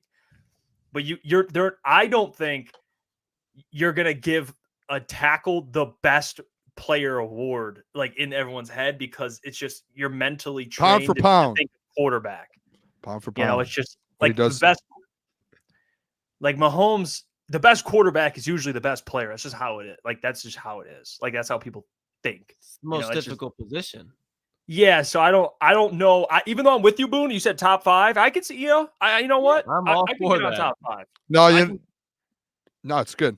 Wow, it's weird. In 2022, Patrick Mahomes was 8th in the top 100. Wow, that's crazy. 7 I'm players not ahead saying of top him. 100. That's crazy, dude. 7 players ahead of Patrick Mahomes. Nuts, man. That is not the Magna Carta of the NFL. But that's what we're talking about. We were talking about rankings. And when I bring up top 100 and that he could be in the top 5 and potentially one day, that was the conversation. Okay. And Patrick Mahomes 8th. Okay, so we'll do this. 8th. On PFF's top 100. Let me keep looking. Yeah, but in general, no. Like so like, what was that year you said he was 8th? 2022. Yeah, like in 2022, I'm like, this dude's the best player on planet Earth. Like it's him or Aaron Donald at that time. Hey. Maybe Tyreek. Was Tyreek on the Chiefs at that time? Was that? That would have been 2 years ago. Regardless. But like, you're thinking of those guys. I don't know. Whatever. I don't want to get into Hey, I'm sorry. I like Penei Sewell. Yeah, but I love Penei Sewell, but there's a line. There's just a line. Yeah, I don't. Was Trent Williams ever like? I don't know. I would have to go back and look. In 2022, Patrick Mahomes won the MVP. Boone. He was ranked 8th. But I'm just going off what we were talking about. He won the NFL MVP, Boone. Just going off what we were talking about. We were talking about the rankings. Oh, okay. So what you're saying is PFF's top 100 list, he could be the NFL one, top 100. But in your mind, he wouldn't be. It'd be Mahomes. Well, I mean, Mahomes is one of the greatest players of all time. That you guys said that already. I'm asking you, that's Booner. Obvious. Booner, would you say Panay? One day, Penei Sewell will be top 5, potentially number 1 on one of these rankings when we go into the season. When the top 100 comes out, you're going to see Penei Sewell that high up. Yeah, Booner just answered that question and said that to you. So Booner thinks that Panay will be a better player than Mahomes. Better player? I'm talking about the rankings. That's what. brother. No, that's what we're asking you, right? Asking you, not the. Stop to go to the rankings. Booner, do you think Penei Sewell will be a better player than Mahomes? I bet there's going to be a season where he is. Yes. There's going to be a down Patrick Mahomes season, and Penei Sewell will never have a down season. I think Penei Sewell will never have a down season this year. Huh? That's the thing. I guess I don't. Penei will never have a down season, and Penei or Patrick Mahomes will at some point. Yeah, I mean, yeah. All right, we'll move on here. And like that wasn't even my conversation from the start. It was the top 100. It was ranking him, and he's going to be ranked at that high at one point. He's going to be a top 5 in the league. No, that was the original conversation. You guys are the ones that turned it into, no. No, we weren't turning it into. We were just asking you, like, do you think that? Like, do you believe? Like, I was curious, and you think that he's going to be in the top 100? Because I'm going to be honest, I don't think he'll ever be a better player than Mahomes. I don't think he will. Dude, I think he'll one player ever in the league. One player ever in the league that will ever be better than Patrick Mahomes. That's Tom Brady. No one else in the league will ever be better than. Yeah, that's the point. Yeah. Now, statistically, like, yeah, I mean, can you guys change that from the jump? I just asked you straight up because Panay doesn't have like statistics to like measure all. I guess you're just looking at sacks allowed, and I don't know. That's just my opinion. I was just throwing that out there, but No, I think you guys just like took it the different way. When I said when we're talking these rankings, he's going to be top 5 and potentially number 1 one day. I'm not saying he's like, obviously Patrick Mahomes is going to be the second best player ever to play the game of football. Like, I'm not saying Penei is going to be the best player ever to play football. Like, we're talking about these rankings here and essentially talking about the top 100 and these rankings. That's what it was coming down to. Okay. You know what I do think though, according to these rankings, I'm sorry, I'm going to say it, Lucas. There's another line that should be on here. Okay. Amon-Ra? Mm-hmm. I'm sorry. Right. If we're going right now, top 10 players under 25, I'm taking Amon-Ra over the back 2. God dang. Right now. I mean, you have to. If you want to go, Brock Purdy, I mean, I get because again, quarterback, they're going to value him more. Amon-Ra is, I think, better than probably the back 3 of this list. But honestly, right now, I love Garrett Wilson coming out. But right now, at this time, if you're going top 10 players, I think Aaron Rodgers will certainly help that man. But right now, like coming off All Pro, give me Amon-Ra over Garrett and Trent McDuffie. Yeah, and I would love to because I was obviously a Ohio State fan. I love Garrett Wilson. I would love to see Garrett Wilson be able to put up production, but there's no way. I don't think there's any argument that you can stand on besides projection with Garrett Wilson being better than Amon-Ra St. Brown, and with Amon-Ra being an All Pro. Garrett Wilson, great wide receiver, but I align with you, Jeff, and I'm sure Booner, you agree as well. That at this point, you can't take Garrett Wilson over Amon-Ra. No, I'm taking Amon-Ra over Brock Purdy, over Garrett Wilson, over Trent McDuffie, over Trevor Lawrence, almost over Kyle Hamilton's pretty good. No, I'm not going to do that, but he should be on this list. Should be 3 Lions, I mean, guys. He's on the full list. He's right behind Trent top McDuffie. 10. He should be top 10. Yeah, he is 11th on the list though, so like he's right there, but he should be above a lot of these guys. I mean, he's a top 5 wide receiver in the entire NFL, and they have him outside the top 10 in this list. It's kind of weird. CK says Bray put Wilson over Ra this afternoon. Man, shout out to Bray. I miss that guy, but he and I can see that just because Garrett Wilson has the talent. All right, I want to make that clear. He's got the tools coming out of Ohio State. Now, listen, I don't give a rat's ass about Ohio State, but I love watching the receivers. I'm not gonna lie to you, Klotzy. I love watching some receivers out of Ohio State. They got some dogs, and Garrett Wilson was a part of that trio, dude. He was the best, and I think he will continue to get better. But I don't know how, like you said, right now with Amon-Ra, I know he's not the flashy out of college. I'm not gonna take him over Justin Jefferson. I'll tell you that right now. All right, that's idiotic. Yeah. Anyone who says that, get them medication as soon as possible. But if we're talking about Garrett Wilson, I would go Amon-Ra. Absolutely. Yeah. So, yeah, even though he's 11, I get it, but I'm still butthurt. So I'm interested to see what Garrett Wilson does with Aaron Rodgers. Healthy season of Rodgers, Garrett Wilson could very well be like a 1,500 yard. I'm with you. That's where last year he probably could have done that if Aaron Rodgers doesn't get hurt. So that's where him and Amon-Ra, I think Garrett Wilson could be an all-pro wide receiver with Aaron Rodgers. It was just last year he had Zach Wilson for 11 games, and he had every quarterback just going in and out. So I get where you can make an argument, but I'm interested. I kind of want to see it first. Justin Jefferson's 24. He got left off this list. Was it because he was hurt? Yeah, probably. I mean, it probably went off grades last season. Oh hell no! He should be He should be right where Trevor Lawrence is. It's probably because he didn't play. Here's the conversation I have. If Justin Jefferson's on it, do you put him? I would put him above Sauce Gardner for sure, and that's not a diss towards Sauce. It's Justin Jefferson has been a top 3 wide receiver. You could even argue he showed glimpses of it his rookie year. So if Justin Jefferson's on here, do you put him above Penei or do you put him below? Because he's below, again, I would go Penei over Justin Jefferson. But that Sauce combo, Klotzy, come on. It's not a knock to Sauce, but Justin Jefferson's. Oh, I thought you were talking about Penei. No. It's tough, but I'll give it to Penei just because consistency. But Justin Jefferson's he's different, man. He's different. Not saying that Sauce is not, but I think there's a different level to it. Like Justin Jefferson, I think if you were to ask me who's going to win the matchup one-on-one, Sauce Gardner or Justin Jefferson, I think Justin Jefferson wins that matchup. I mean, realistically, if you just throw them in there 1, 2, 3, those 3 guys are you can argue are the best at their position in the entire NFL. Yeah, So because like, there's no to me, it's just 1, 2, 3. You can have a conversation about any of them. They're the best at their position in the entire NFL. So like and they're all under 25, which is crazy. Yeah, now that's a convo.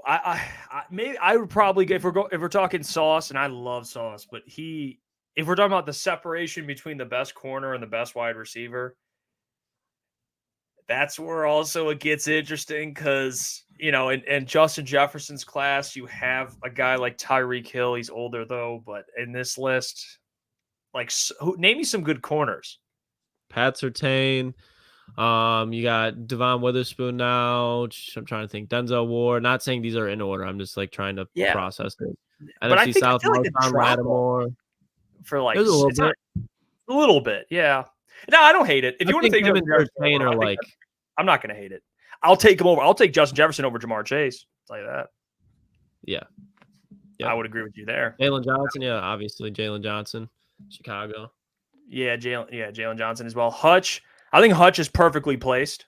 I wouldn't, unless you want to move him above Kyle, but he's a good player too. So I think him and Kyle are kind of. I wouldn't mind if they swapped, but if they don't, I'm cool. I don't think he should be higher than Jamar. Trevor Lawrence, he is definitely better than, but so is take that man off the list completely. Take him off the list. At least the top 10, yeah. It's unbelievable. So I'm not mad at. I think Amon-Ra should be on here over Garrett Wilson if I'm being real. But other than that, I don't mind the rankings. I think this is a fair list. No, I thought it was good. And honestly, in the whole 25, the Lions had the most. They had 5 guys in the entire top 25. Damn. And then the next highest team, I think maybe the Texans had 3, maybe, or I think I could be wrong, but I think the next team had 3, and the Lions had 5. So like, what is that?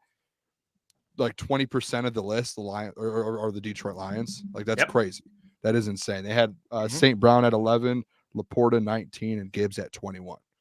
So, and you could argue after this year, I don't know if any of these guys are going to go over 25. Panay maybe, but at the end of the we lost Jeff in the lobby. At the end of this year, though, you could argue Brian Branch ends up being put into that list too. Like you could even probably make an argument that he's in it. He should be in it now, towards the bottom of the list. So like easily, you could have 6 guys on it next year. Guy like Jack Campbell too. If his production, if like the path for him to align and move past Ando, like you guys think, I'm not as high in that happening. Not saying I don't think Jack will get better, but I don't know if he'll fully pass Anzo as much as people expect him to, but I think he could very well be on this list too. All right, let's get to Mailbag. We'll start us off. Jesse Adams. He says, Mailbag, which competition or combination has more TDs this year, Gibbs St. Brown or Barkley Smith from the Eagles? We'll start with that one. I would go Gibbs St. Brown because I think Barkley will have a majority of the TDs, and I think Gibbs and St. Brown will they can both mess around with double digits. And AJ Brown's still on the Eagles too, so like, right? Yeah, if you did Barkley and AJ, I think it'd be a better. But it's still St. Brown. I think can give you like 8 or 9, and then Gibbs can give you 12 plus this next year, if maybe even more. So I would go slight edge to Gibbs St. Brown. Same here, yeah. By the way, too, I got an alert when we first started the show, and I saw someone retired from the NFL, and it said Devontae, and I thought it was Devontae Smith, and I was like, whoa, he just signed a deal, and it was Devontae Parker. I saw Devontae, and I was like, oh my gosh, Devontae Smith just the retired. Eagles just got him, didn't they? I think they wanted to bring him in. He was with it, but like he left the Patriots, and he signed somewhere, was about to sign somewhere at least. I don't know if it was in Philly. Also, Jalen Hurts is going to have some TDs, so I just thought of that. Well, the running back, remember DeAndre Swift last year? They kept talking about how he just he kept getting tackled at like the 1 yard line, and he would come up short like 10 times, and he ended up losing like 10 plus touchdowns because of that. Yeah. Second question: which college football team needs a refresher in driving laws, Georgia or Michigan? Oh, okay. I don't know how to answer that. One's a tough. We'll let the people decide that one. I don't know. Yeah, there's a lot. College football fan that hasn't won anything in a while, trying to find something to have fun with in the sport. That's all that. Booner's right on defense. No, I'm just saying how it is. When you're not winning, you can't talk about winning football. You got to go Oh my gosh. You have to attack other programs. There's a lot of people who do it on Twitter. It's all right. Head down. Head down. Keep winning. Head down. Keep winning. Hey, there you go. Shout out. Next Shout question. Out ETN Mailbag. God forbid the Lions don't make the Super Bowl. What is another matchup you'd like to see? Ooh. I want to see the Texans Chiefs. for sure. I want to see Texans. Oh, if they don't. Oh, I'm sorry. Yeah, Texans would be a good one in the AFC. I'm trying to think of who I would like them to match up with. Texans and I thought of a gross answer, but it'd probably be a fun game. I would say Texans and Packers would probably be fun to watch, but I don't want to watch the Packers in the Super Bowl. Yeah, I probably wouldn't watch the game, to be honest. Texans Eagles probably. I think that or Eagles Bengals. I'd like to see Eagles Bengals. Oh, I know. Bills Eagles. No. Boo. No, I'm just kidding. No, I honestly think Texans and any Eagles or 49. I just want to see the Texans, to be honest. I'm curious. Bills Eagles. Just because the Texans defense is legit too, so you don't have to worry about them being young and just getting curb stomped if they turn out to be the team we all expect them to. Yeah. Yeah, I'm with you. Rashawn says, Mailbag, do you think they will rotate players across from Hutch for DN, or are they sticking with ... Davenport? Rotation, I think. Yeah, rotate for sure. Yeah, you ain't sticking with no specific person there. I think you're gonna have a rotation. That's what I believe. You got to. Let's see. Mailbag. Jeff Merrill says, "Will Reese Olson ever catch a freaking break?" I think he got hurt tonight. I think he got hit by a ball. A pitch came back and batter hit him. Yeah. No, that some players just have that. Yeah, it happens. He's been playing insanely well. His ERA is so low, and he's 0 for 4, 0 4. Just poor kid, dude. Steven Davis says Booner has Panay, Hutch, St. Brown, Laporta, Gibbs as his top 5 for top 25 under 25. That is not true, Booner. You can confirm that. That's not true. No, it's not true. I will have a realistic list if I had one. Ryan says Mailbag. Who does Brad keep next year out of Levi, Aleem, Iffy, Barnes? Well, Levi just scratch him out. Gone. Barnes out. Aleem, Iffy, Barnes. I could see Barnes staying for fucking pennies though. Or no, he probably wants to go get paid. Never mind. If I had to rank it, I would rank it Iffy, Aleem, Barnes, Levi. Might be Aleem, Barnes. Think so? Because he got Brian Branch and Kirby. They could play safe. I guess so. Yeah, Rakestraw. Yeah, he might. You could bring another guy in if you need to. You're right. I know what I hate. I don't want to lose Iffy. I'm just saying that's maybe you keep Aleem, Iffy, and Barnes. I don't think ideally.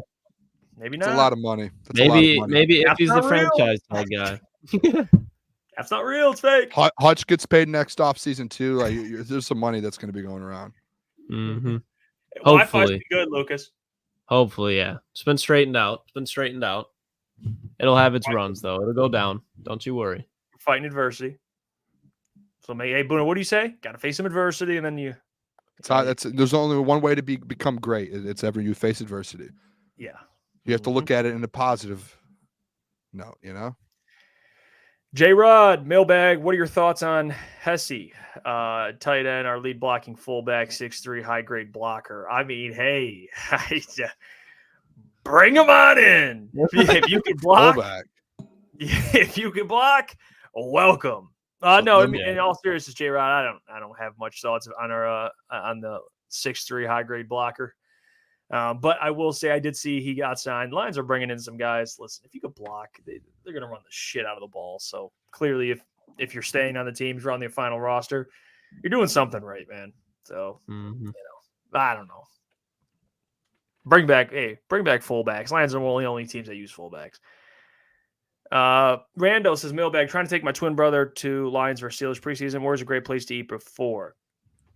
I think Old Reliable, a good place to eat. Brass Rail. I like going into Brass Rail and then you go in there, get pizza. They got a good selection of food, good environment. There's so many places, Rando, you can go to. Sweetwater.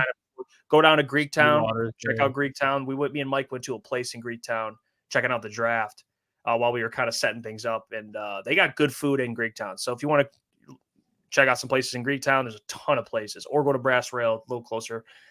Central Kitchen, good spot. Yep, another good There's a spot. couple good places down there. There's plenty, Rando, for you. But yeah, those are just a couple, just a name off the top of my head. Chat can help you out too with that. Let's see here. Let's see. J Mommy says, how many teams had 4 players with 10 or more touchdowns? The only team I saw was the Lions with 2 being rookies. No other team has had as many players that are young with that kind of impact. Yeah, you're right. 10 or more is crazy. I don't know. Yeah, 49ers maybe? Was that the – oh, no, that was the yards we were talking about with them. Right? That is nuts to think about. Yeah, they're productive. It's like some Madden shit. It's just Ben Johnson cooking. Let's see. Jesse Adams, Mailbag, who's more dead right now, Drake or the Pistons franchise? Second question. Maddie. Oh, Jesus. Blow Booner off the ball now that she's killing it in the gym.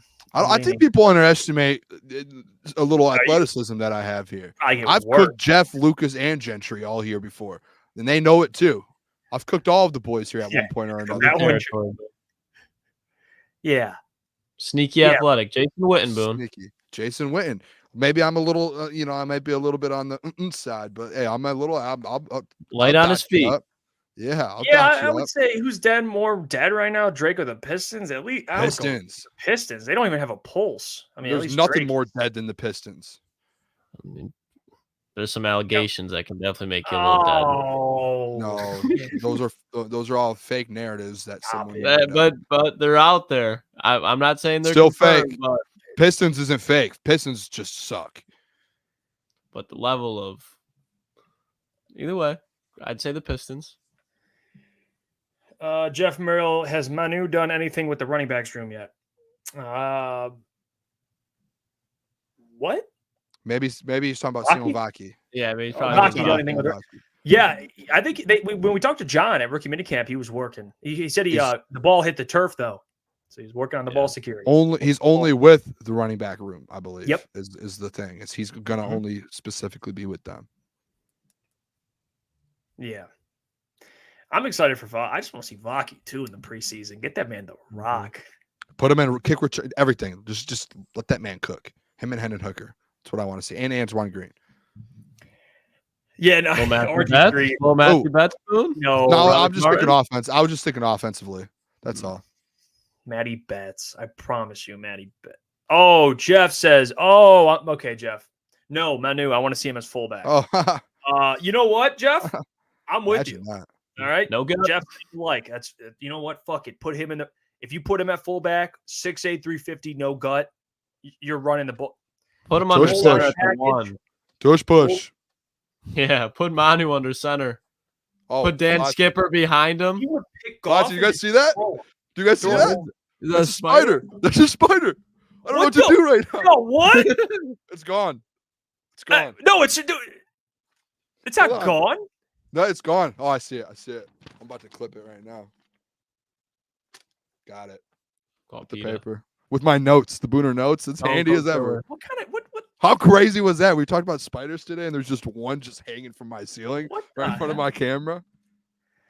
That was wild, dude. We can't make that. Was electric. Wow, I'm electric. Booner's got a nature dot going on over. Now look at that one, boys. How about that? I don't even know how to do it right there. Yeah, you guys saw that, and you guys thought I was slow on my feet. Grab the piece of paper quick. Quick instinct. Stephen David said, "Booner's notes having drawings is so on brand." What you have drawings on there, Booner? Dude, I drew like a little rocket over here. No, you did. I like to just scribble a little bit. It's all right. Hey, a lot of good notes over here, though. We appreciate you guys. Great show. Great Monday show. We'll see you tomorrow night. I can't wait. Wednesday, John will be joining us. Wednesdays with John Macroon. He'll give us the weekly update as he provides to our channel. We're so grateful for him. But until tomorrow, Tuesday show, have a blessed night, everybody. Stay safe out there. And hopefully, if you see a spider like Booner did, you put him out of his misery. Until tomorrow. Here comes Spider-Man. Whatever. All right. Deuces.